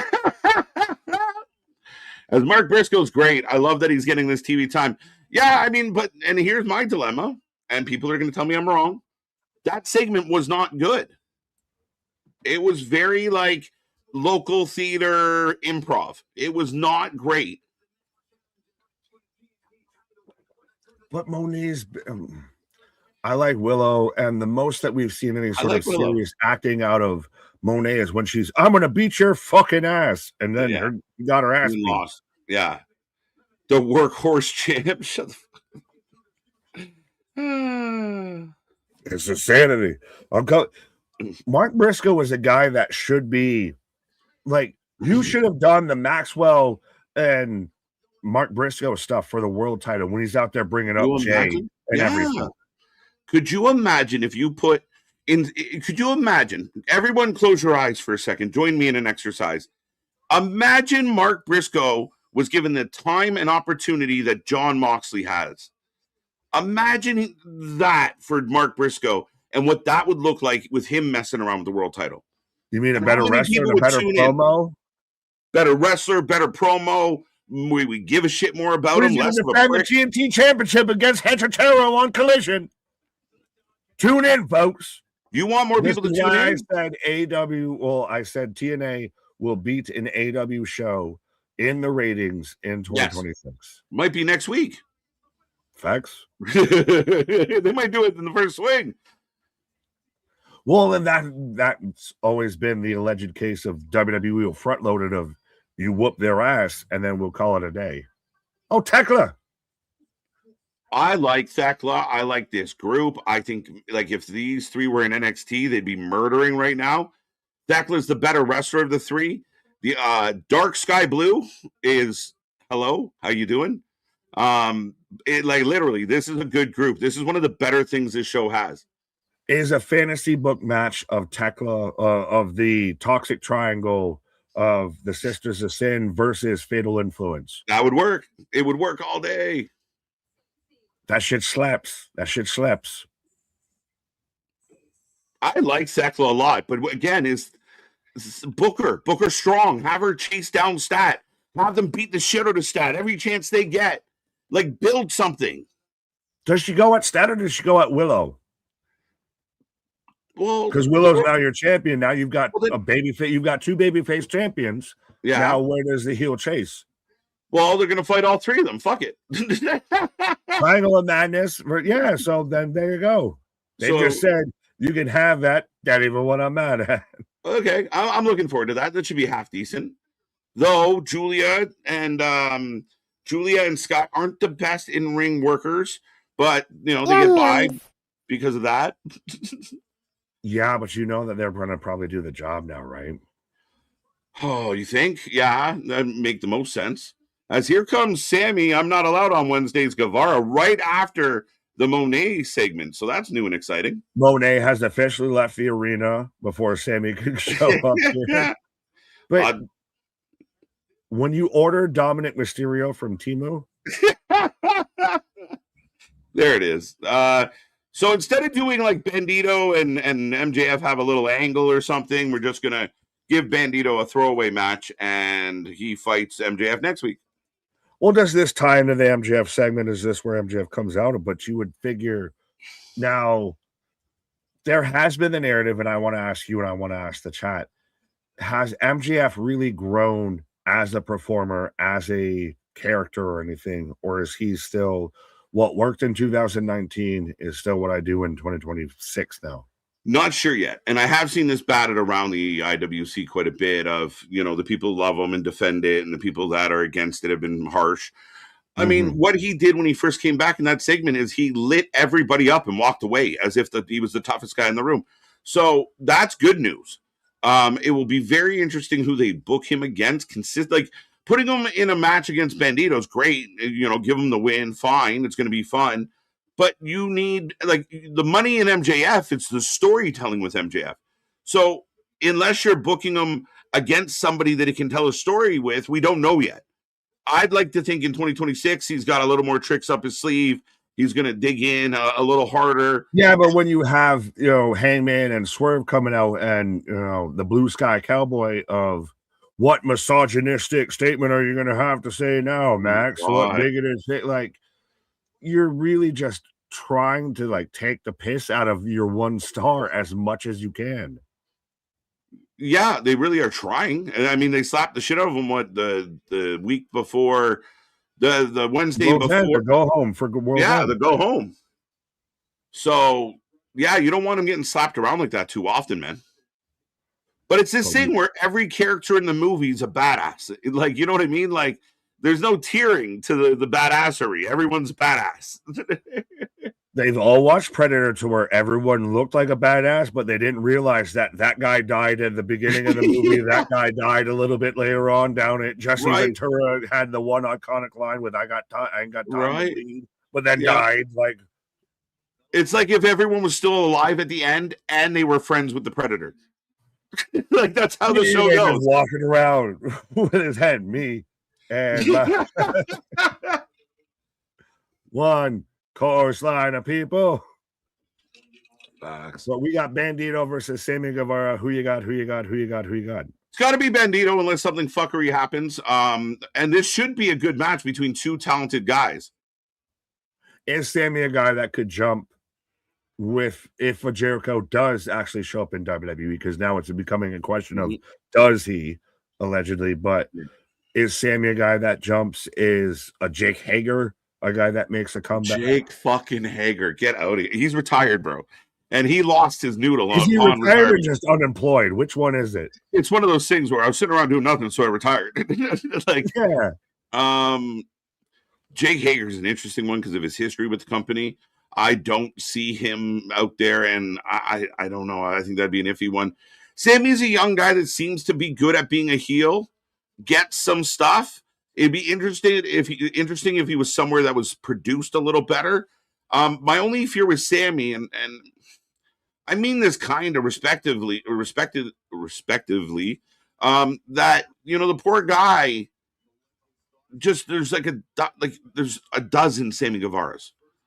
You can go get other Sammy Guevaras. They have better Sammy Guevaras already. Santos Escobar, Ray Phoenix, Dragon Lee, pick a one.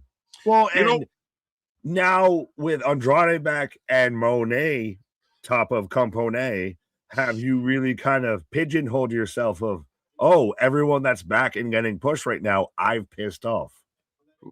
Right? This is how we're going to do with it.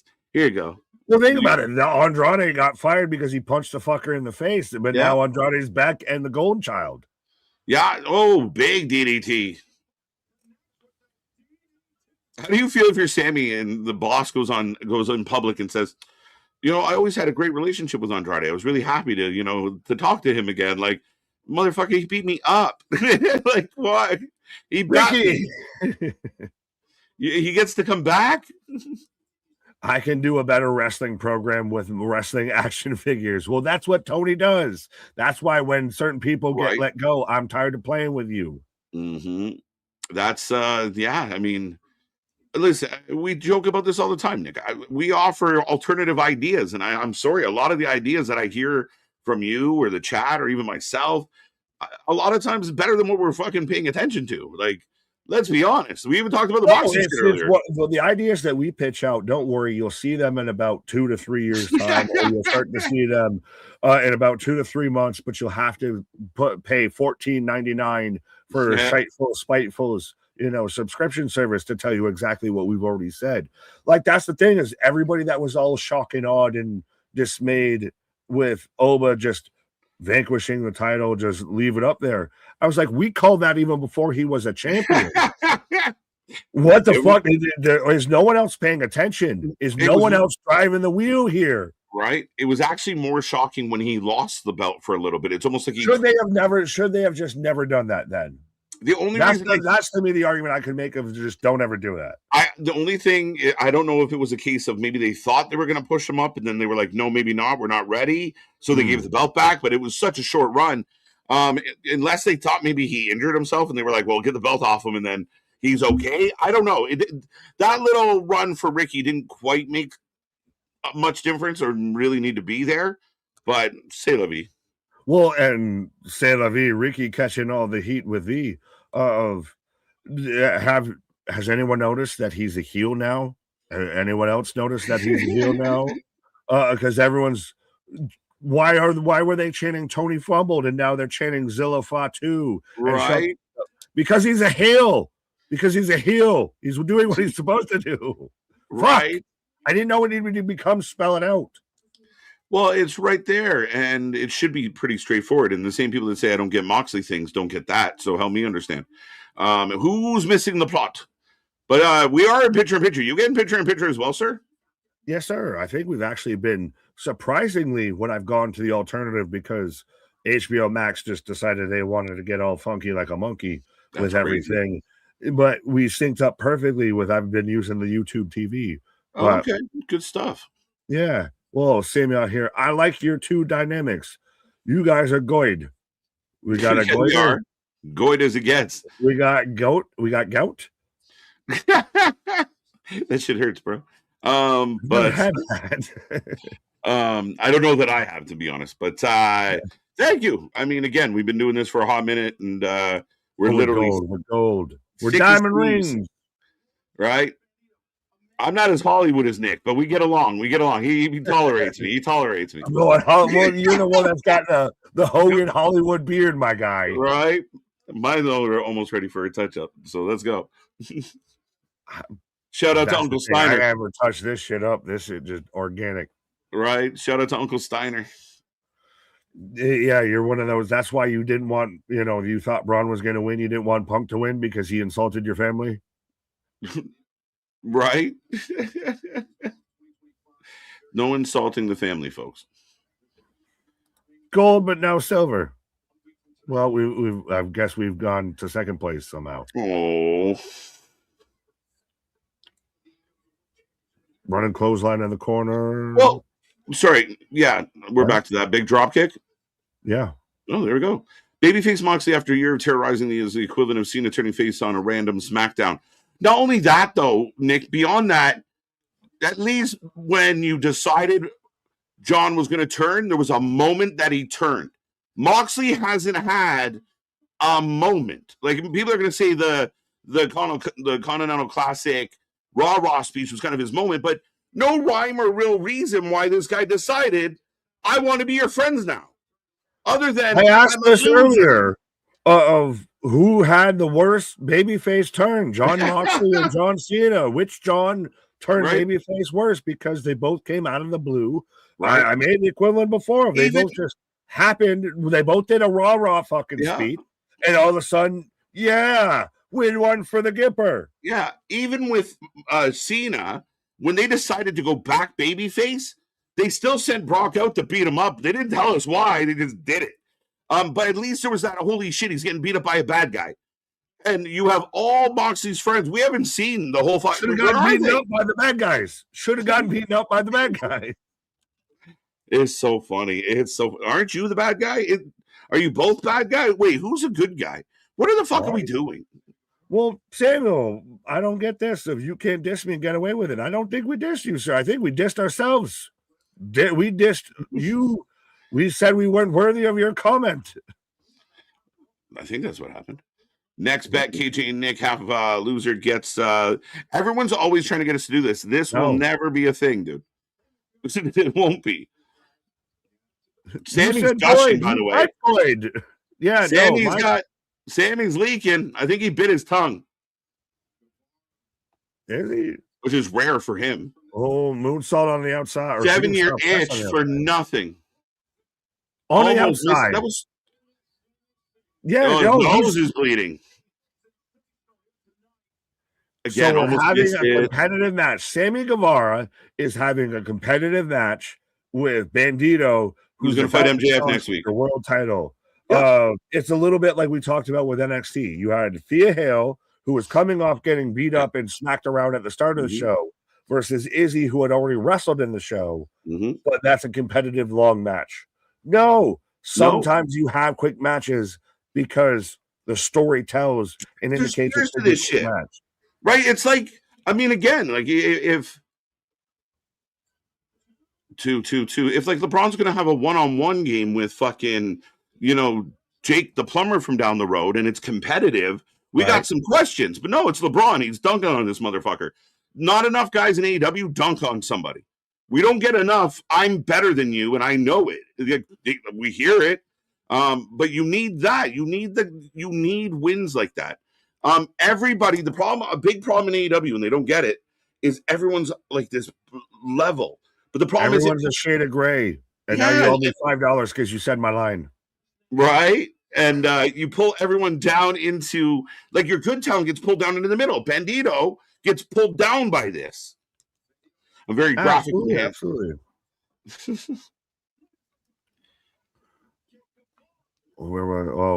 You said go. Well, you typed it. I misspelled.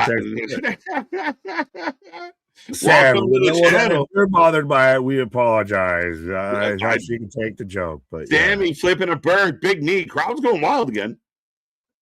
This is such a weird match. A guy we never see kicking the shit out of Bandito. We'll say your Ring of Honor World Champion as we get a 2 count, and Sammy can go. That's the thing, is Sammy can go. But he's been castrated, mutilated, just sent packing ever since Monet showed up, and now especially Andrade showed up. So you just hired my bully back? You hired my bully back? And it's funny because we literally went from Andrade to Monet to get Sammy. Yeah. This is awesome. We went all right in order. Right?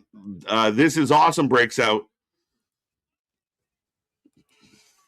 All right, Sammy. We got Sammy milking it. Speaking of Sammy. Yeah, well, he's got the bloody nose, the bloody mustache. Sammy almost beating your number one contender is in a good look. Exactly. And again, this is where I say some people out there have a very simplistic view of this wrestling show. Did they do tricky stuff? Wow, he beats him. Finally. In like a flat kind of finish. Well, yeah, with the getting slingshot, suplex, and everything. It's that weird paradigm of should they have every match should be really This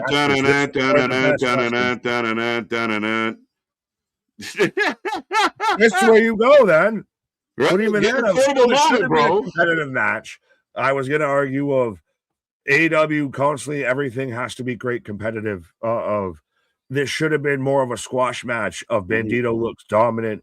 You establish why he's your Ring of Honor champion, why he's your Diamond Ring champion, why he's your guy that's about to take on MJF. Yeah, dominant. We got Maxwell out here. Did Maxwell get his forehead ironed? There's been a lot of people that have his forehead does not have a fucking wrinkle. What? His forehead has a zero wrinkle. Well, no, there's been some people that have thrown out the hair transplant. The Turkish trip. I heard about the Turkish trips. Yeah. Him and Cena hanging out in Turkey. Who's this skinny guy? Is this the interpreter? Shut the fuck up. Fuck. Maxwell's Mr. got. Desktop coming out here to play interpreter for MJF right now. Let's give it up for Bandito, huh? So, could we have done this without that match? Could you have just had the face-to-face? Yeah. Right? Because now we just went through a match. Now you extend the segment. Again, I just think it's you're not doing your main event guys any favor. Well, no, if you did, even if you still had the match, if the match was a squash, if the match was 5 minutes, and then he comes out and let's give it up for him versus you just had a competitive ass match. Why don't I challenge? Why doesn't Sammy challenge me for the title now? You barely beat the kid. What are we going to do here? But right. I agree with you. Maybe if the match is shortened, then this segment doesn't end up feeling long. What is Homeboy doing, though, on the ringside? Because Bandito clearly is understanding everything that Max is saying. Nodding. He's, yeah, see. I respect your culture. Yeah, I'm sure a lot of people in CMLL have that to say. Right. I brought my good friend. So he brought his translator. Bandito, Bandito, Bandito. I know that part. I was like, Max would be the one to bring an Italian interpreter to a fucking Mexican discussion.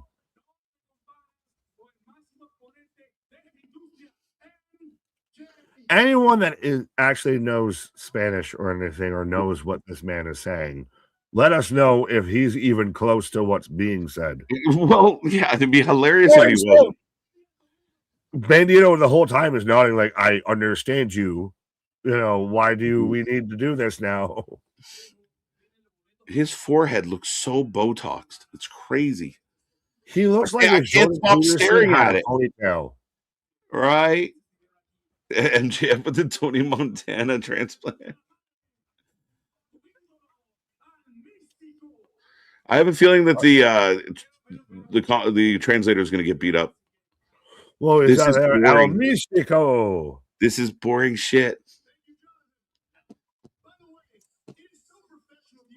It looks like they put a hair. Never mind.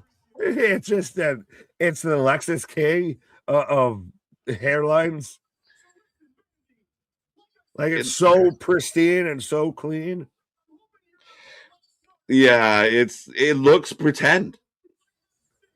It all looks pretend. It is so plastic. And this is why we're going to be out here. He's so great. He's such a good champion, the greatest champion. Right. I would say he's got the 3 Bs. Asshole. And Jeff, go make another bad movie. The side of the crowd. That's a good one. KJ, this show sucks. This portion of the show is not doing it for me. Oh, well, I like this, though. At least I'd like you to hand the ring over to me. You don't deserve that. I thought it would be dead. You give it back to me because it's mine. I thought it would have been good if, like, you had Tony Schiavone or somebody explain that of orders of Tony Khan, last year's, like, the ring holder is going to present the new ring holder with the ring. But you already did that, though, because you had Brody King almost proposed to Bandito in the ring. Yeah. But MJF having to fork it over, but this segment kind of falls flat for obvious reasons. That's a good deal. What? Translate, my friend. I like that, though, from Bandito puts his hand up of like, I get what the fuck he's saying. Yeah, why are you here, bro? I can speak English. I can speak English. You speak English. Do you understand the words that are coming out of my mouth? Do you call him a stupid son of a bitch? Tony, do you want to interpret that? Oh, Okay. he's gonna kick him in the dick. Oh, you can see it coming too. Yep. Yeah, dick kick. He's got one of the best front cheeky kicks in the business. Just The right cheeky to Mendos. yeah, just that little pop kick, that little rooster kick. Oh, and it takes the ring back though too, because again, I like that they at least tied it into the whole you're cashing in my ring. That ring belongs to me. Oh, okay. Yeah. 100%. Oh, the interpreter's holding him up. Yeah, the interpreter getting involved. Oh, eats a shot. Oh, we knew he was going down. Bleed. If they bring in a translator and the translator bleeds, a whole new level. Oh, Bandito with the huevos. Oh, he wants that ring back. As he sends those. Oh, wow. Release silly string. Yeah, but still, why was MJF set like that for so fucking long? Right? I think that's called presenting. I Yeah, think that's what they call it's so bad. It's so bad. Why were you set like that for 5 months? Hello. Like, what are you doing? What are you, my cat? What the fuck? Put your ass down. What the fuck's happening? Why are you stuck like that? That is, again, that is worse than the setup of the holding the stomp in the corner. That is actually worse. Yeah, and well, if they would have done, if the match between him and Sammy would have been like 5 minutes, and you give this the 15, the extra time that you gave the match, I think it works a lot better. It's simple. You have right before the match starts, MJF's music hits, and maybe he waltzes down to commentary first. He can do some selling for the match during the match. It's a 4 or 5 minute match. Max rolls in, has a little chit chat with him. You give him the chance to kind of get over on the pop that he did, because that was pretty good.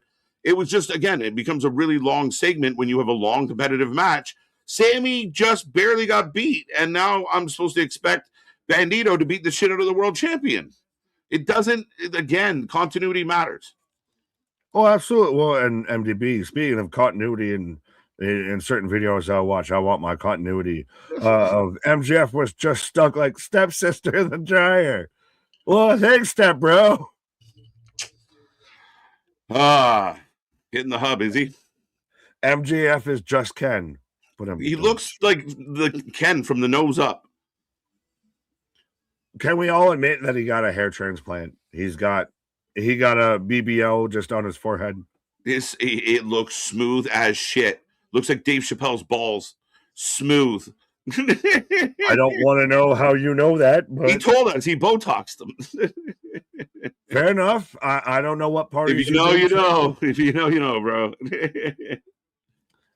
KJ, no. Is that a real beard, G? No, I take it off every night and hang it up. He got that Brazilian beard lift. Right. Yeah, I went to Turkey and got a beard. Wait, that sounds so wrong.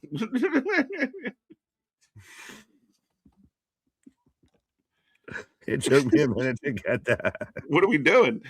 We've gone off the rails. See, I show up for a Dynamite or two, and we've gone off the rails. Is MJF even 30 yet? No, right? He's like 28? No. 26? What is MJF? Like, 28? Why? He's got hair transplant, flat forehead, a butt lift. Like, what is he? He's going to look like Joan Rivers when he's 32. I mean, sometimes it's a vanity business, and I mean, maybe he's out there just auditioning to be with Jackson Drake and everything with the Vanity Project. He has John Travolta's forehead. Go check out what I mean. You can tell by the way I walk. What are we doing? Good. I'm glad. Thank you. MJF's almost 30. Okay. Still feels a little young to be fucking putting in all the spare parts that you can find.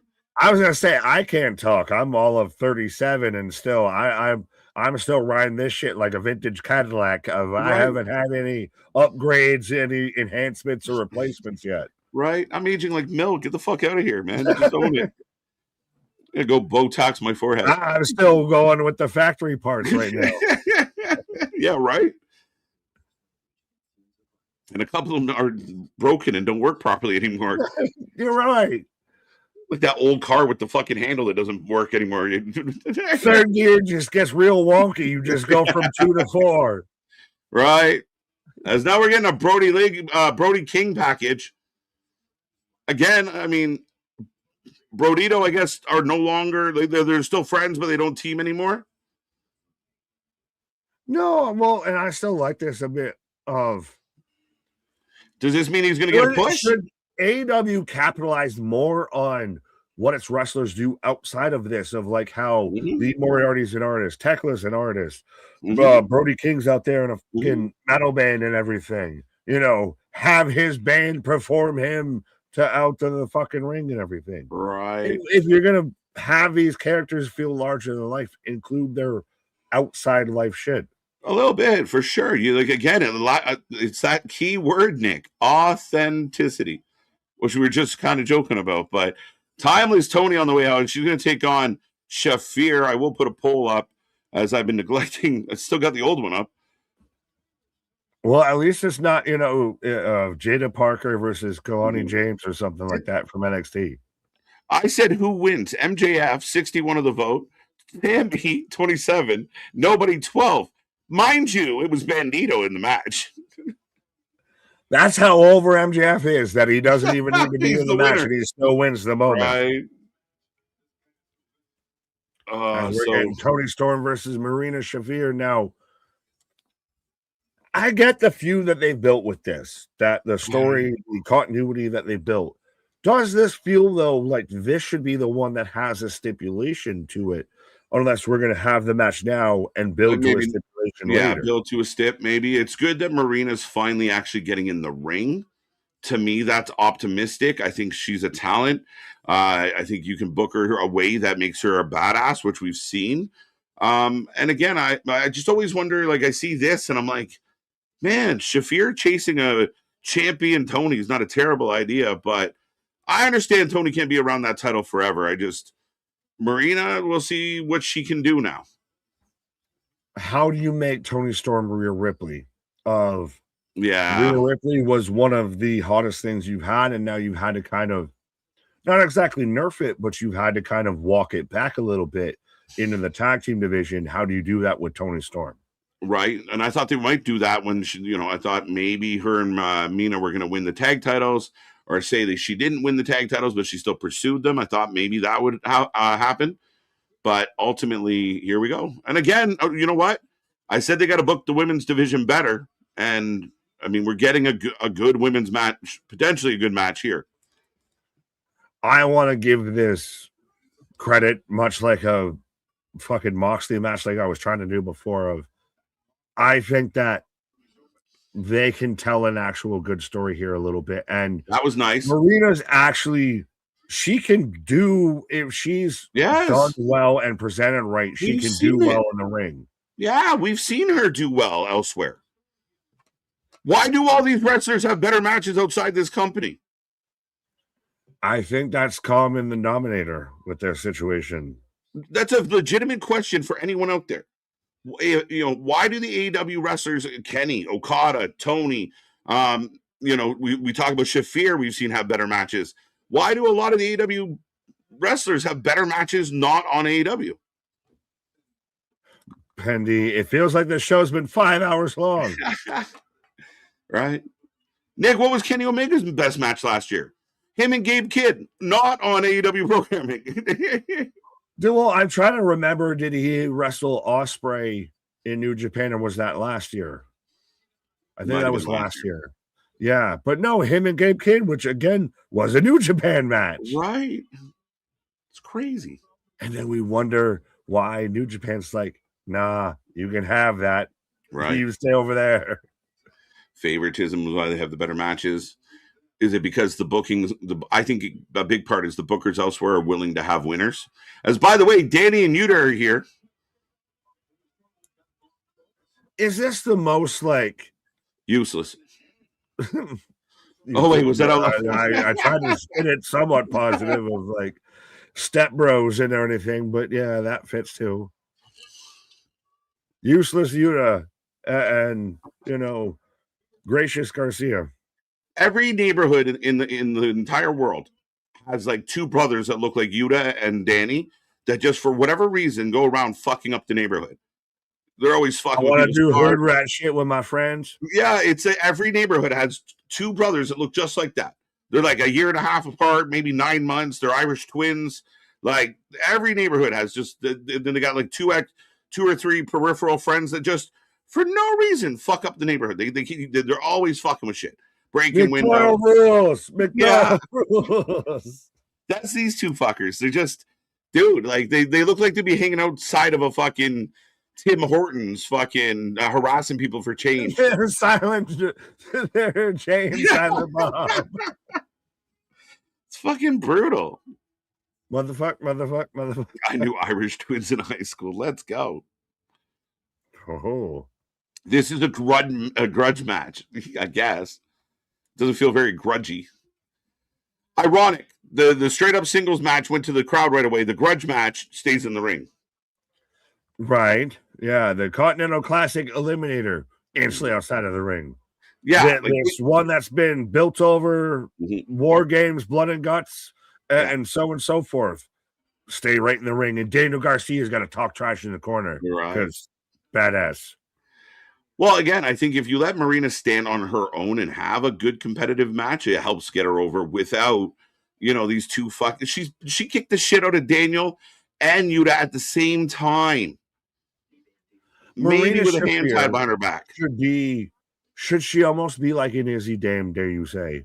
To where in this new, at least kind of with the new, you should have the Death Riders turn on Moxley. And then you still keep the rest of them heel. And now they're this ragtag mercenary fucking crew. And Marina Shafir should be your shooter. Should a Shayna Baszler show up in AEW in 2020? That'd be great. I mean, again, Shayna, just from a standpoint of helping people have better matches and helping someone like Shafir have better matches. But, I mean, again, you watch right now. I know we're in picture-in-picture. Shafir, the heel, walking her down, poking at her, keeping her down. To me, it works. There's something, again, there's talent there. It's just we got to find a way to present them and make them feel important. Well, and you have continuity as king of you can make them feel important here, but you need to make them feel important next week too. Right. Mercy. They should. Oh wait, they do. Sip your drink. 6-7. 6-7. I always halfway kind of just laugh at that because everyone crashes out of what's it supposed to mean? It doesn't mean anything. It can't mean nothing. It has to mean something. It's so dumb. We're the same generation that ran around doing suck it and everything, so I can't really be mad. I have 9 brothers and 1 sister. Are you Goodwill Hunting? What are you doing? Do you own a black couch? Do you own a black couch? What? Right? Name them. Timmy, Tommy, Billy, but like shit. Dasher Denza, Prince of Vixen, Comic Cupid. You don't know her. I don't know her. It's still one of the funniest promos in AEW history. Yeah, where she's out there with the fucking, taco nacho hat on and everything. Why did she have a wicker hat? Right? The crowd is clapping a little bit at the moment, trying to root on Tony. I do agree, Richard, but I feel like part of it is Shafir's taking the crowd out of it, if I'm being optimistic or polite. Oh, well, we're dancing. And that's rude. Just sweeps just toying with your food at this point. Oh, look, Shafir doing a little something. a little something. Right? Luther, by the way, at ringside, forgot he's still here. Well, has Roddy recovered from the domestic violence case that happened at World's End? Right. Did the booze in the building just turn into like boo, we don't like this booze? No, I think that's just a mass collective of indifference. Like, you're seeing a lot of people, and again, for everybody that when we clip this out and actually put it on, and Can you hear? Do you have ears? I have eyes. I have ears. And I see a whole lot of the crowd sitting on their hands right now. You're dancing again. It leads to another elbow by Shafir. So the crowd's booing, but I don't think they're booing. The time of my life. There is booing, but I don't know if it's directed at Shafir or the match. Okay, a bit of a decent pop for Tony. She gives herself a legend. She pulled up the granny panties. Eats them out. Shafir just cuts her off again. She stays 10 toes down, or at that point it was 5. Yeah, 5 toes down. Marina could give Moxley some fucking pointers. Well, one actually can fight, and the other thinks they can fight. Oh, should be a disqualification, but again, we don't use rules. Thank you, fuck. There you go. They did. It's so random that they did. I know we had a 27 count in the first match, but now all of a sudden, because Yuta pulls out the ref, we get a disqualification. And Tony gets laid out again by Shafir. The 1-punch knockout. Marina goes back to dancing, and we got company. Mina, she gets kicked in the titties. Yeah, just eats the boot and falls. Did you ever fall directly into a pin? We fell directly into a pin. Would she slip, fall, land on the pin? Bump your head. And she slipped, fell, landed on the pin? Actually, she did. Yeah.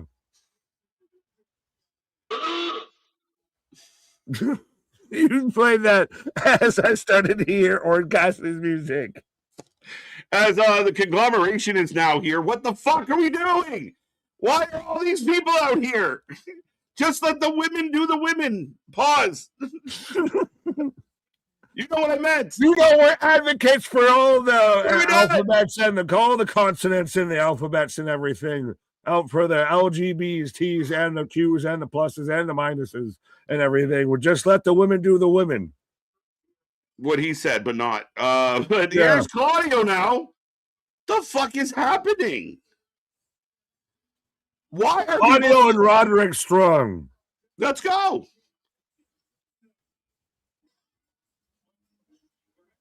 What is it like to go in the? I know. Just let the women. But what's it like to go into the household with Marina Shafir and Roderick Strong? Right. There's Claudio. Why do the Death Riders and other factions come to the ring in parts?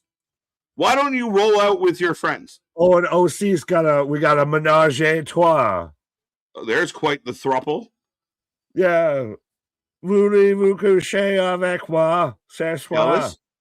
Definitely jealous. Okay. Little citrus boy. Citrus boy getting squeezed. Oh.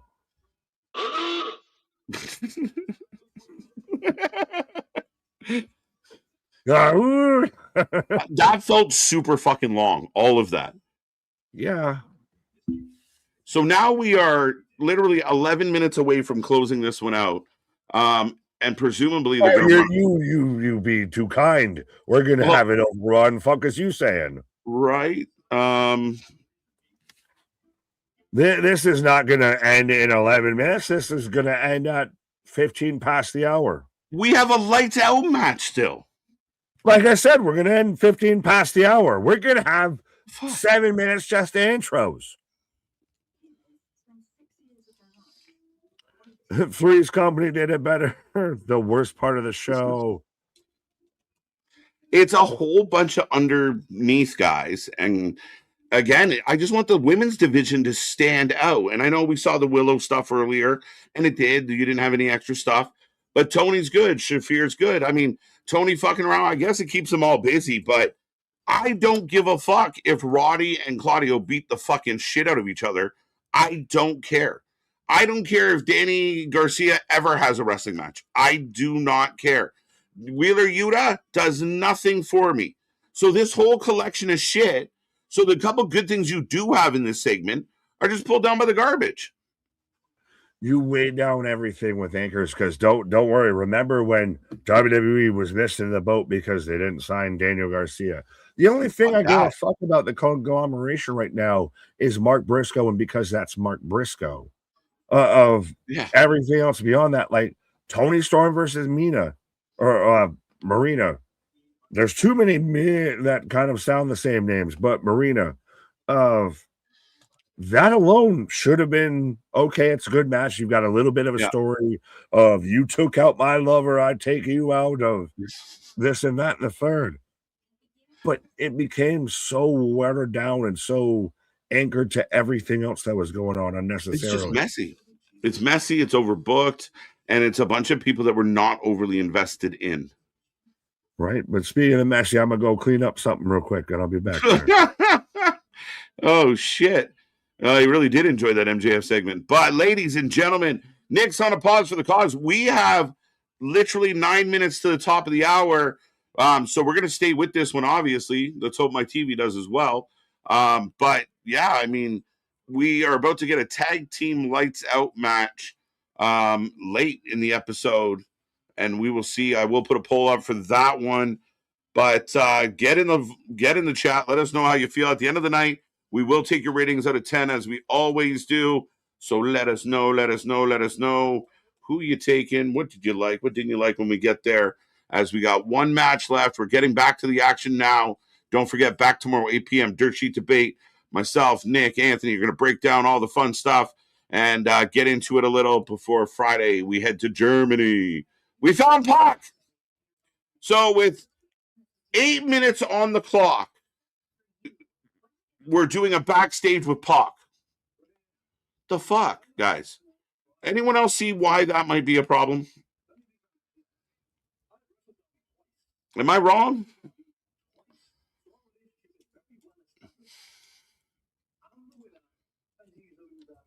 And here comes Darby.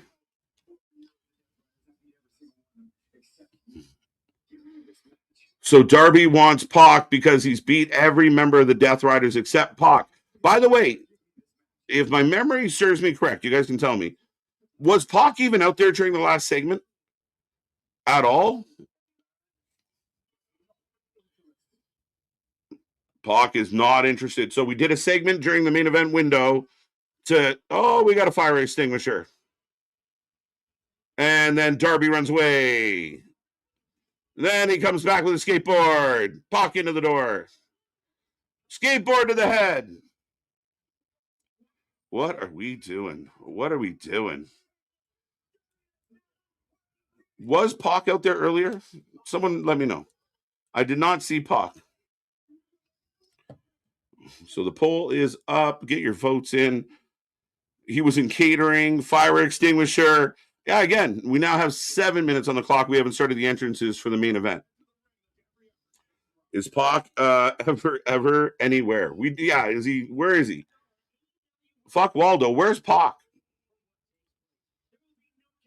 No countouts, no submissions. Not the responsibility of AEW. A lights out match. Anything goes. It's unsanctioned. The crowd goes wild. Lights out. Yeah, so confused by all of this. Pac was dumb. All Pac has to do is say, I lied after he lets him go. Right? But here come the ops. Again, I do believe they're still... Oh, no, they're not. All right. So, Ebony and Ivory are coming out of the ring. The ops music is still terrible. Yeah, it's not good. Swerve Man, Sage for the win. Hangman for the win. That was, got that one. Pac's only a couple of feet high. Pretty easy to miss. Yeah, he's just under a table. You didn't see him. He was blocked out by one of the tables.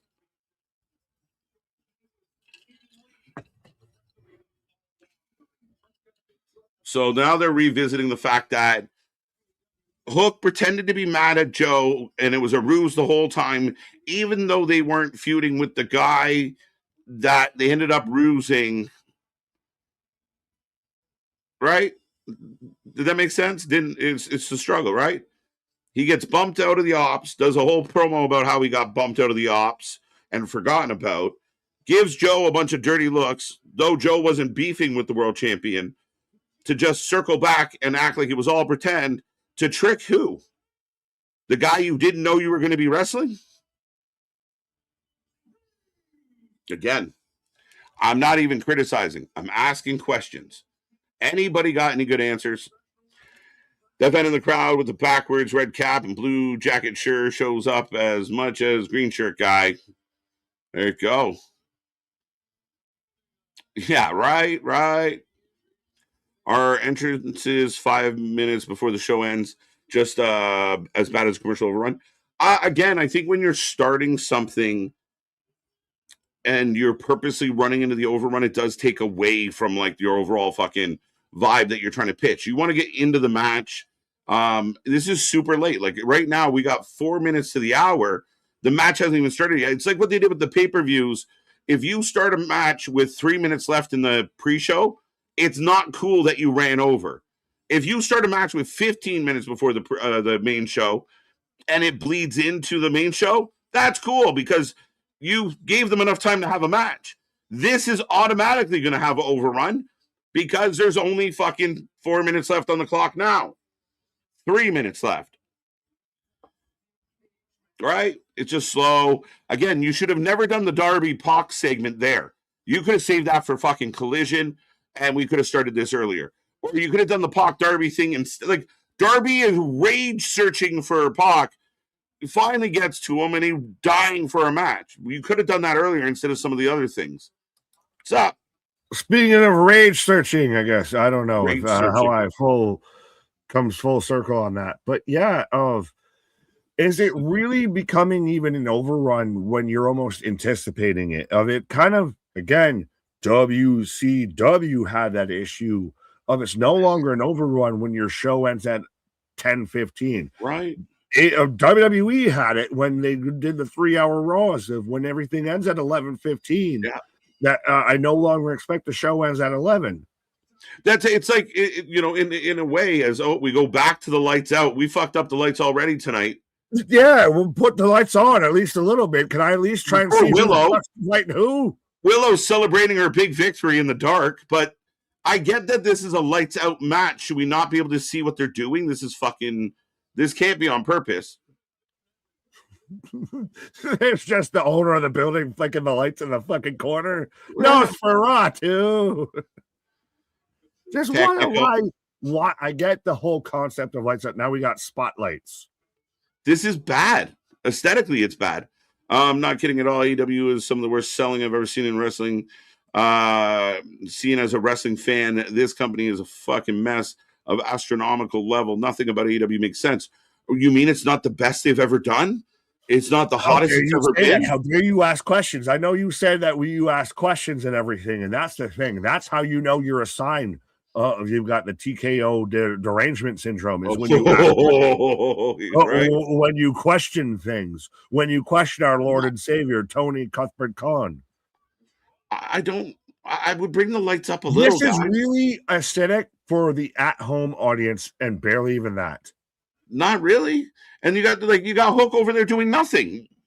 We got a spotlight on this man selling. So you effectively found a way to make the match. The match has to be boring. Like in a sense, right? Like they kind of got to do one thing at a time because there's only the spotlight. Would you not, when you do a lights out match? I get the fucking we took the lights out of it. Now you put the lights back on. Let's at least turn the house lights on. That's when it's the you don't got to go home, but you can't stay here kind of vibe. Yes, the show's over, folks. AEW's part of the show is over. These guys just happen to be fighting. They're just doing this shit on their own. We don't condone this. You can have this. No, right. Someone get Steve in the production with the spotlight. Big moonsault that barely gets caught. Like no one, the first 3 rows are the only people that can see what the fuck is going on right now. And the match is just like a series of like, okay, I did my moonsault. Now you do your spot on the apron. Now we'll stare at each other. Are they an actual tag team? No, not officially. No. Now we get lights. It's the same thing happened to Willow. Apparently, the light switch is sticky. No, like I said, it's the production. It's the owner of the building. Get the fuck out of here. Y'all don't got to go home, but you can't stay here. Yeah. But back to the thought about the overrun, dude. It just, I said it while you were on your pause. Like, if you start a pre-show match with 3 minutes left in the pre-show, you're purposely running in. We know you're purposely running in, so it's not cool. If you started early and it happens to go long, what we perceive as long, that feels different. So when you do stuff like you said, so your show is officially 2 hours and 15 minutes every week. That's what it is. Just call it what it is. Stop telling us an overrun. It's not. It's your runtime. Now, do I get into the Brian Alvarez situation if I'm watching on YouTube TV?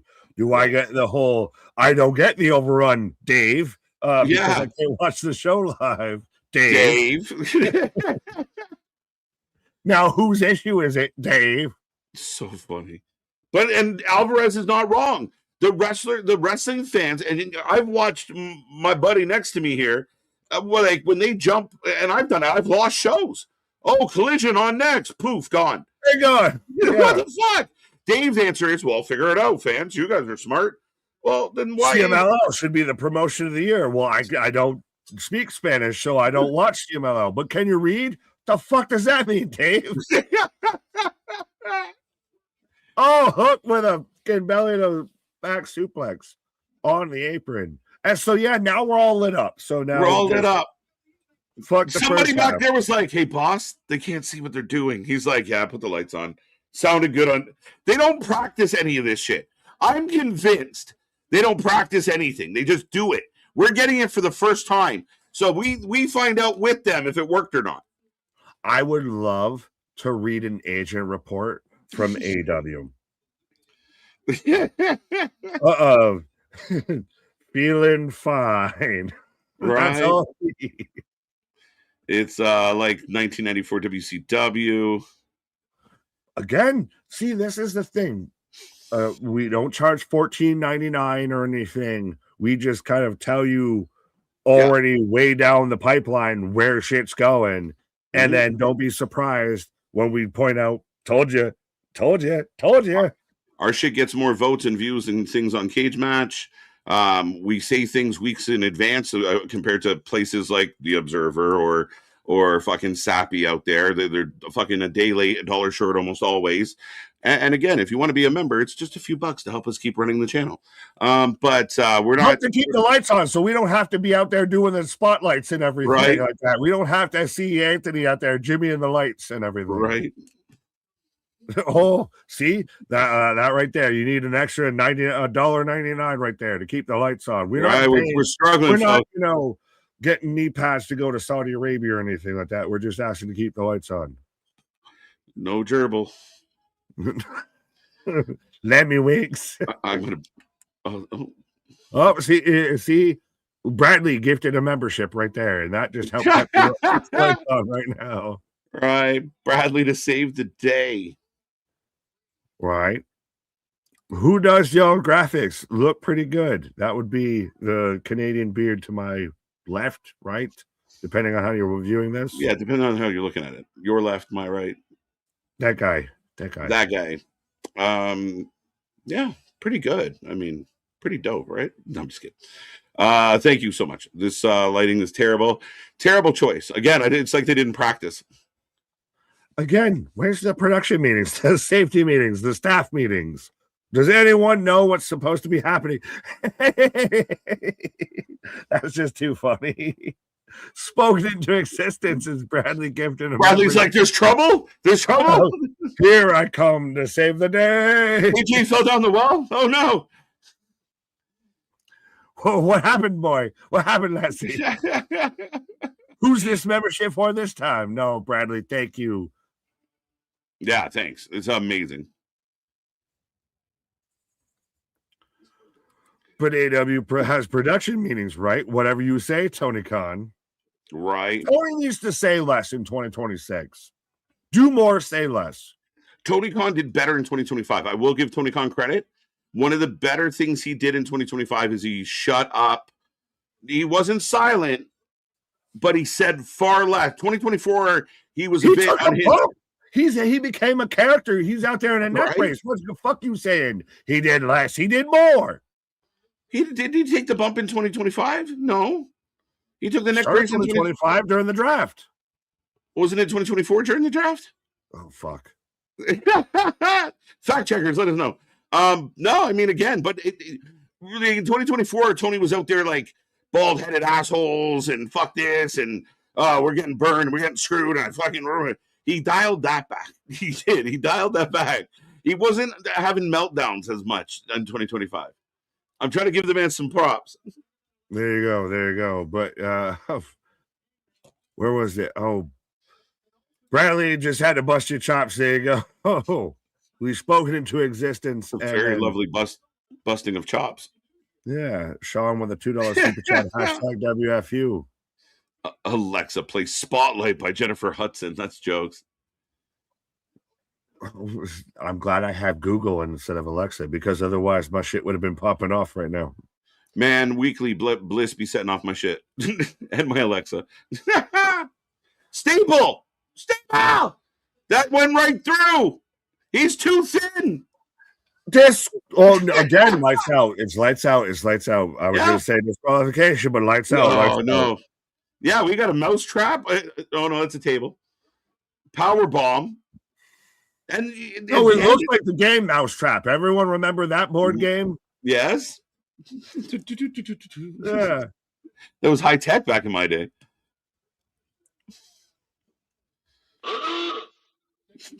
Fantasy book match number 2. Hobbs versus Obafemi. Oh, well, shit. Yeah, right? Hobbs versus slapping meat.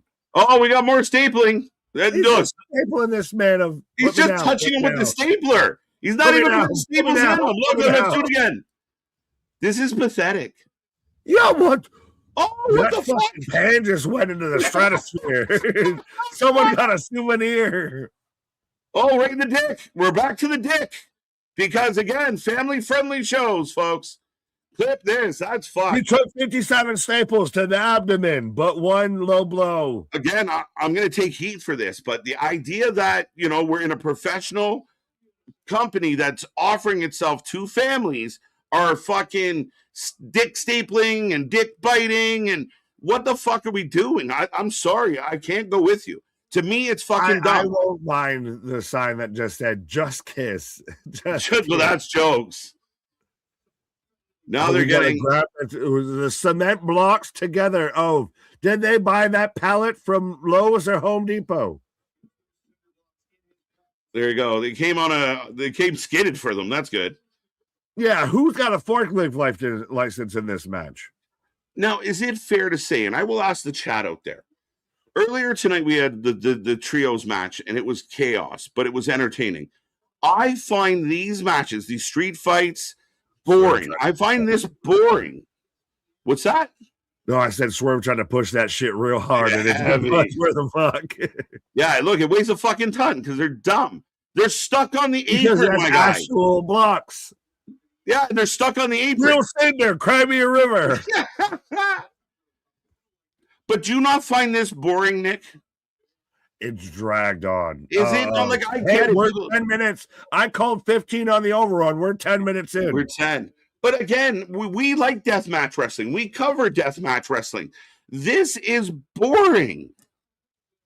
Slow. It's boring shit. Well, it's just there's no action in between. There's no, everything comes to a fucking stop and a standstill. Slow it down. Slow it way down. Yeah. If we get a commercial break in overrun, I swear to Christ. Jokes. Yeah, I saw Nana again. Somebody who almost should have been mentioned for manager of Nana's Coffee. We could have gotten a free sample. Yeah, where does the wrestling start? Where you keep telling me this is where the best wrestle, and I can't find the wrestling. No. Out of a wheelchair. Oh no, that was Bibbins. My bad. You're not gonna kill off my meal ticket. Oh, pancaked. Down goes Nana. But now we're Oh, gonna sit don't. up and we're gonna get a slam into the cinders. Oh, that's it. Look how bad the reversal is. Oh, Whoa, front face lock. You watch, it's gonna end up with a stomp. It's gonna end up with a stomp on the brakes. guys, I wish this match was a barn burner. I wish it was killing it. I just find this boring. And because they're stunts, and I said it last week, and someone said, I can't believe you would insult AEW fans like that. Again, I think you're getting tricked by the simplicity of it all. There is no Statements like that, though, just kind of like the Hank Hill, like the King of the Hill. They'd be real mad if they could read that. Like, right? No, what are you saying? But yeah, again, I don't understand. I'm insulting that they like bad wrestling. What? Yeah, like it's just not good. It's not high action. It's not high energy. We took 8 minutes. So what? So what? So what? Well, you can sit there and you can watch. They cut to the fucking camera shot to where you can see Hangman waiting for the moment to slide in. That's not even a big spot. That's not even like a, oh my God. It's a who gives a shit. You did a back bump on, yeah, I'm sure it sucks, but you'll live. You'll be all right. It wasn't like he dropped him like a suplex. I broke my back. My back. You took 2 men, took 8 minutes to drag that into the ring for a pancake spot. Get the fuck out of here. Oh, here comes Hook again. Someone let their kid jump over the railing. Oh, the Ops crew. I thought that was Clark Connors for half I thought that was two people's moms. I thought those were moms. I thought they were ladies. So these assholes that we never see do anything are now prominent. The Ops Dojo, the numbers game. But again, it's lights out, so there's no rules. Boring. Why didn't they come out 8 minutes ago? Why weren't they here already? Where are my friends? Why are you waiting? You want to see how it goes? Joe.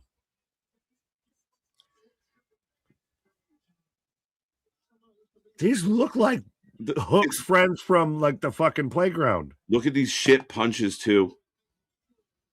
This is the Vanity Project, and they suck. No, that Vanity Project's better than this.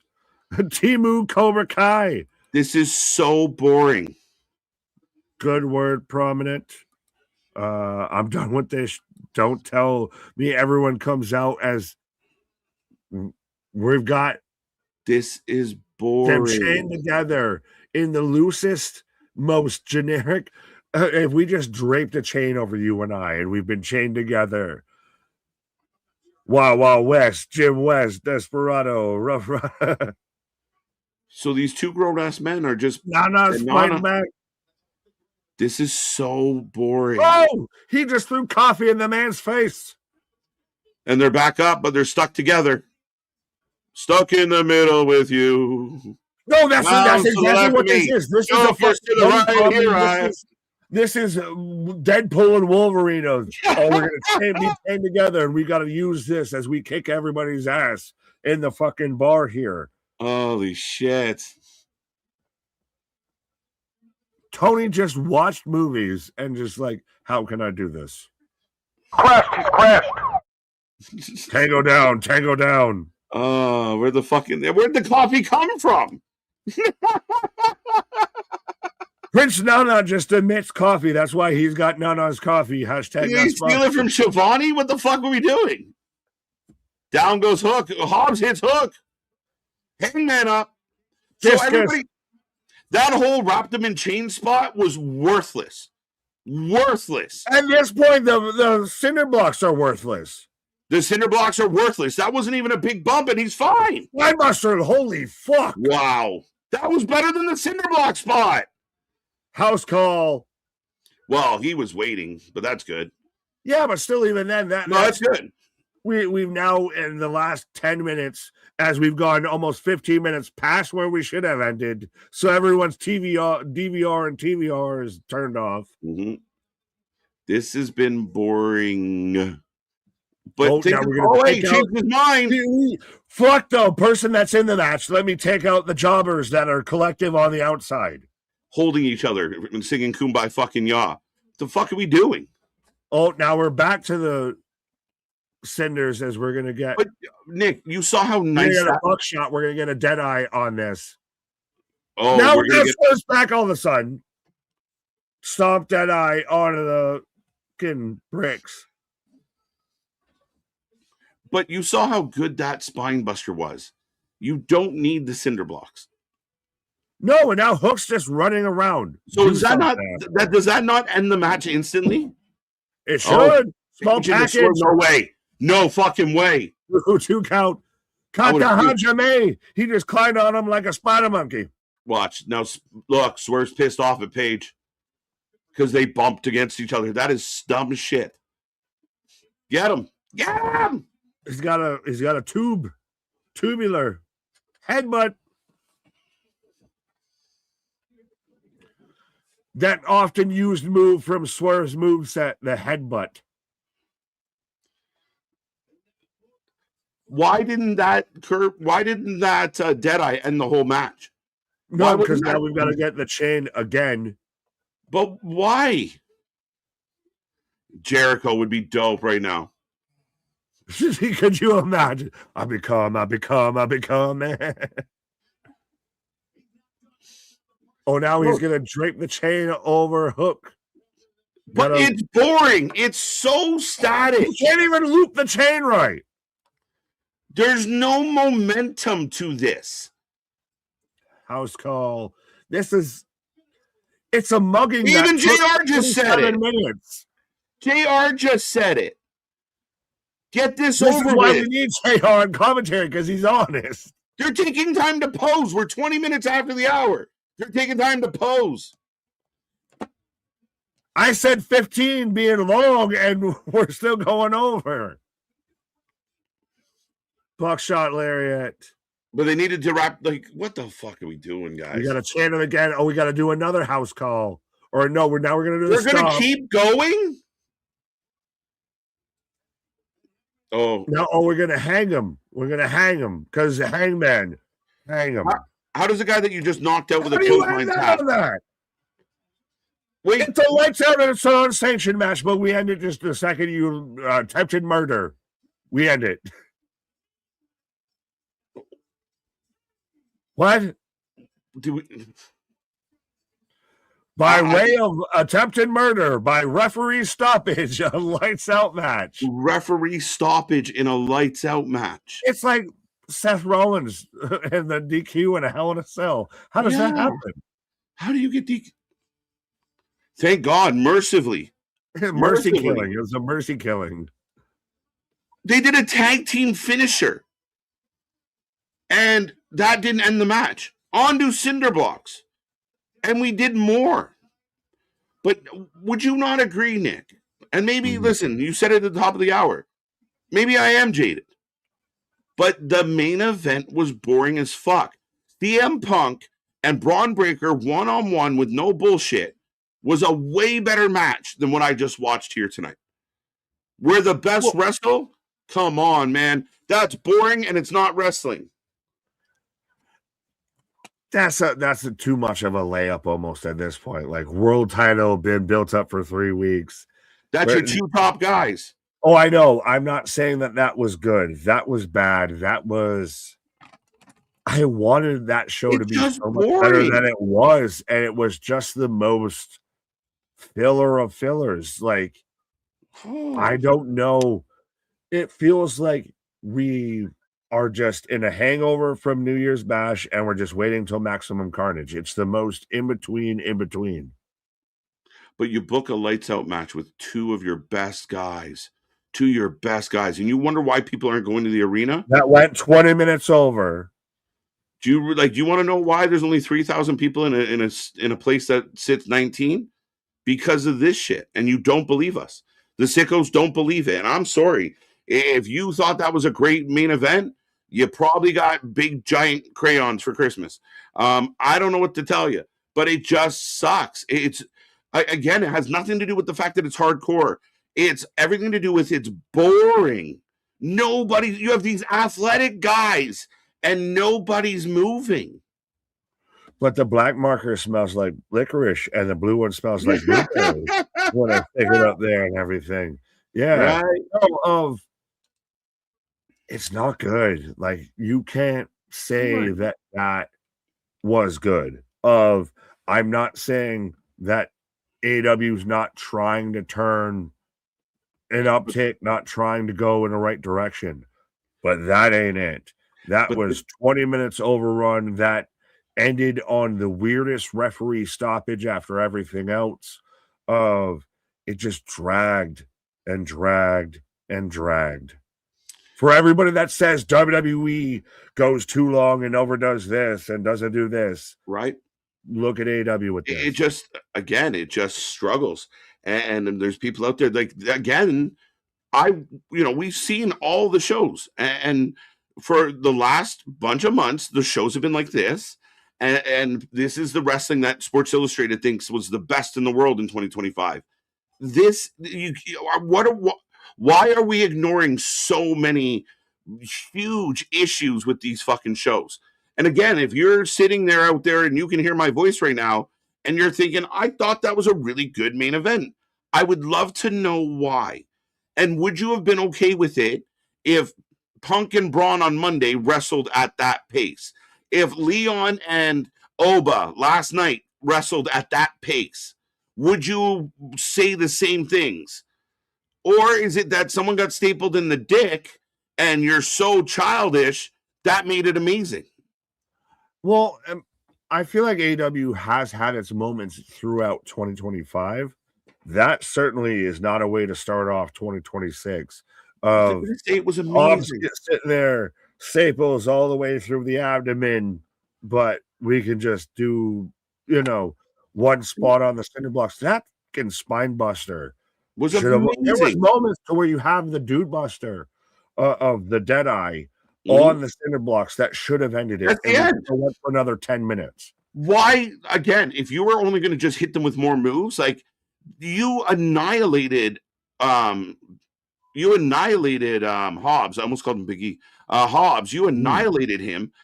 And then, okay, so we want to do 3 moves to Hook before the match is over. Just end it on the most epic point, and that was the point. Is they dropped him, pin him, and go home. But no, we got to do a couple more things, and it sucks. It's boring. It's not moving. It is slow. Well, we're going to start moving here in a different direction, but Jose with $2 saying, "Thank God it's over." Are we What do you sure? feel tonight? Well, I got Impractical Jokers if that's even still a show at this point. Like Um, again, a DQ in a lights out match, an the unsanctioned referee match stoppage, with a referee stoppage. with the referees like prominently not being involved in anything else tonight ends the show as a referee stoppage. Yeah, man. I don't get it. 5 out of 10. We take a rating out of 10 for every single show. If you can hear my voice right now, drop 10, your 10 rating in the chat. Please don't make it a 10. I'll be concerned. I think you were going to ask me what I give it. Yes. I'm going 6. And that's a nice. I could go lower. I'm going to go 6 because some of the stuff was fun. Fair. I mean, I don't know how I can really argue too strongly against that. I see a lot of 5s. And I see a lot of 5s in the chat, and I can justify 5. But you know what? It's the first one of the year. There was some fun stuff in there, and there's some potential in there, but not enough. Like I could understand a 5. I'm going to give it a 6, but shoot, whatever you think. But I'm definitely 6 at high. Oh no, I can go with 6. It's Tony Khan's like stuck in this like universe mode of like if you just actually put a little bit of effort into who should really be here and who should be there instead of just whatever AI generates, then it would be in that 6, 7. We've seen to where it's been the potential that it could really turn the fucking corner and be 6 a months. true challenger, but it just wants to like All he this, doesn't want to get out of the parents' basement. It's just still really likes Doritos and shit. it's just remedial shit. I keep saying it, and people don't like it. And you can clip it and send it to all of them. I don't give a flying fuck anymore. The idea is it's remedial. The match itself, the real wrestling doesn't exist. And it's just all these stupid spots. And again, if you're going to bring a stapler out and you're going to staple a guy, well, don't zoom in on the fact that no staples are happening. That you're just making a clicky sound and rubbing a man with a metal object. Fucking so dumb. Yeah, exactly. 6 out of 10, 5.5 out of 10, no sells, 5.5. My God, AEW. Yeah, top rants. 10 out of 10. I'd rather see Pink at 60 versus Braun. Punk, I'm assuming. But Pink would be an interesting wrestling match. Shout out to Pink. Raise your glass, folks. So raise your glass. 5 out of 10. Who said 9? Was that a serious? Is that serious? Oof. That's got to be made up. 9 roofs out of 10? Your 6 is upside down, sir. Well, and even then, it's not like it's. Can we even say it's not like it's so far off from everything else in pro wrestling? Like so far, we're 3 days in. The highest show was Monday Night Raw with an 8, and they were stacking out, season premiere. That's the thing. Honestly, like Nick, I truly believe if Tony could take 6 months away and just let someone else do it, and just about anyone else, let anybody, we would fucking do it for 6 months free. I guarantee you, I'll ghostwrite, and it will be a better show, just from a structure standpoint. And that's it. I can confidently say that after watching over 300 episodes of this fucking show. Like, just watching what we watched tonight, I know I can do better. I know you can do better. I know people in the chat can do better. Connect to the next episode better. We can just make it make sense and connect the dots of like, okay, they can go out and do whatever they want, but the ref's stopping this match when they're not supposed to. And then you're going to have all these people run out during this segment, and you're also going to do it in this segment. And you're only going to give the women one match because you only give the women ever one match every week. It's that close. And that's what people don't get when they tune in or see a clip. The anger, the frustration is, I'm a fan of your show. You're fucking it up. And I don't know what to tell you. I know deep down in my heart, I still love you.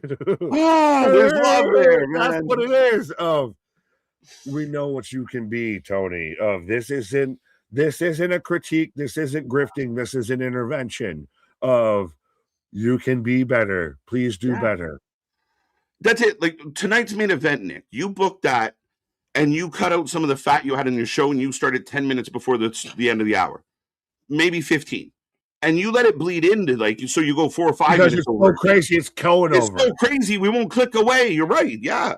But if you take the exact same people and do a street fight, a lights out street fight, but you give it pace and you make it action packed, and it's not just set up spot, do spot, set up spot, do spot, set up spot, do spot. It's a much better match. But because it's very fucking slow, it's glacial. Like, it's not going anywhere. Tectonic, Titanic. Yeah. Jack, hold the door. Fucking hell. 5 out of 10, no Deanna or Thunder. I don't think Deanna's in Ring of Honor, but I can't imagine. She's unhappy, and I feel like Thunder's all but closed out the door. Well, Deanna, I'm sure, would love to get back to TNA, especially with them being on TV. Thunder, again, I'll say this respectfully. I've seen Thunder in her panties more than I've seen her in a ring in the last 12 months. Because that's the only way you see her is on Twitter or Instagram in her undies. Shout out. She looks great. We know this man's subscription history. We know it now. I'm sure her partner's fucking thrilled about it. But, I mean, she's a great-looking woman, and she's always cooking or doing lawn work. But I never see her in a ring or clothes. Hey, she likes big guys, so I'm okay. She likes big guys. 4 out of 10, I'm being nice. 5 out of 10, I think it's the lighting, and I got warm. I was all worked up. Yeah, we got too many memberships of the heat lamps turned on now. Right, I was playing with the buttons, and now I'm cooking. Literally and figuratively, my guy. But no, that's the only thing that I hate, that it always has to be this preemptive fucking discussion before you can say anything. Yeah, by the way, I'm a fan. I love the show. AEW is that no, I want it to succeed. I want it to thrive. It needs to be the fucking challenger. It needs to be the threat that everyone perceives it to be. But if you're going to be that, you need to fucking act like it. If you're going to say I'm a top star recruit, you need to act like a top star recruit. God damn it. Well, yeah, and I mean, again, stop pissing in my hat and tell me it's raining. Like, what the fuck are we doing? Raindrop falling on my head. Right? Thoughts on Darby versus Pac? Darby and Pac will have good matches. They are talented. They will have good matches. I just feel like it's kind of getting played out, and we just saw Darby beat Gabe Kidd, so why did that get thrown in there? It's all weird, but we got a super chat, a $10 super chat from Mercy, and then we'll sign off and say goodnight. TK has some great talent with experience in AEW over the years to make the show good. He is hell-bent on sinking with the ship, thinks he's actually onto something, and there's no changing his mind. Well, again, the tricky part is, Nick, he opens Sports Illustrated, and they tell him, you're the best wrestling company ever. You're the best booker. You're amazing. You're doing phenomenal. So why would he change? The thing is, there's an argument that can be made. There is a minor argument that can be made. Hear me out halfway for a second. Just that they are doing some things in the right direction, but they don't want to hear when they're doing things in the wrong direction. So they just stay in this. Everything's great. What are the numbers? Everything's going up. Well, Tony, what are the numbers? Well, I don't know. I'm sure you know. They're so great. We're doing so well. You can't tell me a single number on anything. And I don't want this to be that, we're getting down to numbers and ratings conversation, but you can't tell me everything's moving in an uptick when buy rates are down, attendance is down, merch is down, sales are down, numbers are like everything is pointing in the opposite way, but everything's great. Right. Well, I mean, again, at the end of the day, even if you take all that away, Nick, the just in-ring quality of what you define as a wrestling match, as a pro wrestling match in a ring with four sides, and there's rules to pro wrestling, and you work within those rules to give us a really good wrestling match. They are not doing that. And then again, Tony's happy with it. His friends that are getting overpaid are happy with it. Sports Illustrated's happy with it. So what the fuck does the rest of the world know? So it's just weird shit like that. But just from a standpoint of, like, that main event is the worst main event we saw this week. Period.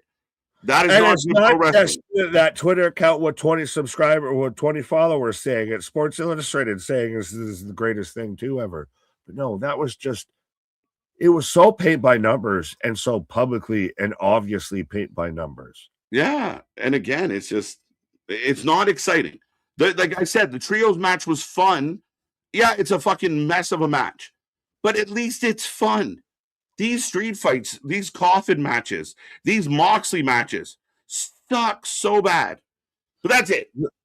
Your bread and butter is getting stale. What? Yeah, we've seen it. Do something new. Surprise me. Shock me, shock me, shock me. But yeah, with all that being said, folks, that is Dynamite. That is the show. Like I said, Friday Junior tomorrow. We are back with the Dirt Sheet debate tomorrow. Sunday, we have the awards. Keep checking our channel. The voting is going up. Plus, we're going to throw out a link with a bunch of the voting on it. So just stay tuned. We're all hunkered down trying to come up with everything on the fly. But more coming your way Sunday, 7 p.m. That's going to be a blast, the 4 lifeies. And then tomorrow, the Dirt Sheet debate should be a great time because I don't think we've had a thruple debate in a while. Thruple. So who's Fisher's boy and who's Mina Shirakawa? Oh, hello, Mina. Hello, Mina. Hello, my honey. Hello, my ragtime girl. Well, that's it. But yes, you are beautiful on the inside. No, still MIA. Still MIA. Still MIA. Well, he's still on a roster sheet, allegedly. That's contractually binding of allegedly his contract's frozen. Yeah, I love that. It's still on the website, so we can't work us elsewhere. Shut up. But that's it, folks. This is Dynamite. Hopefully next week is better. It'll be Maximum Carnage. On behalf of Anthony, that is Big Nick. He's going to say a bunch of stuff. I'm KJ White. Have a good night. What have I become? Our shit is real. Our shit is raw. Our shit is all authentic. When you're talking about that wrestling, you put that for life with it. Would you like butter on that, sir? All day, every day. See you on the flip side. Have a good night.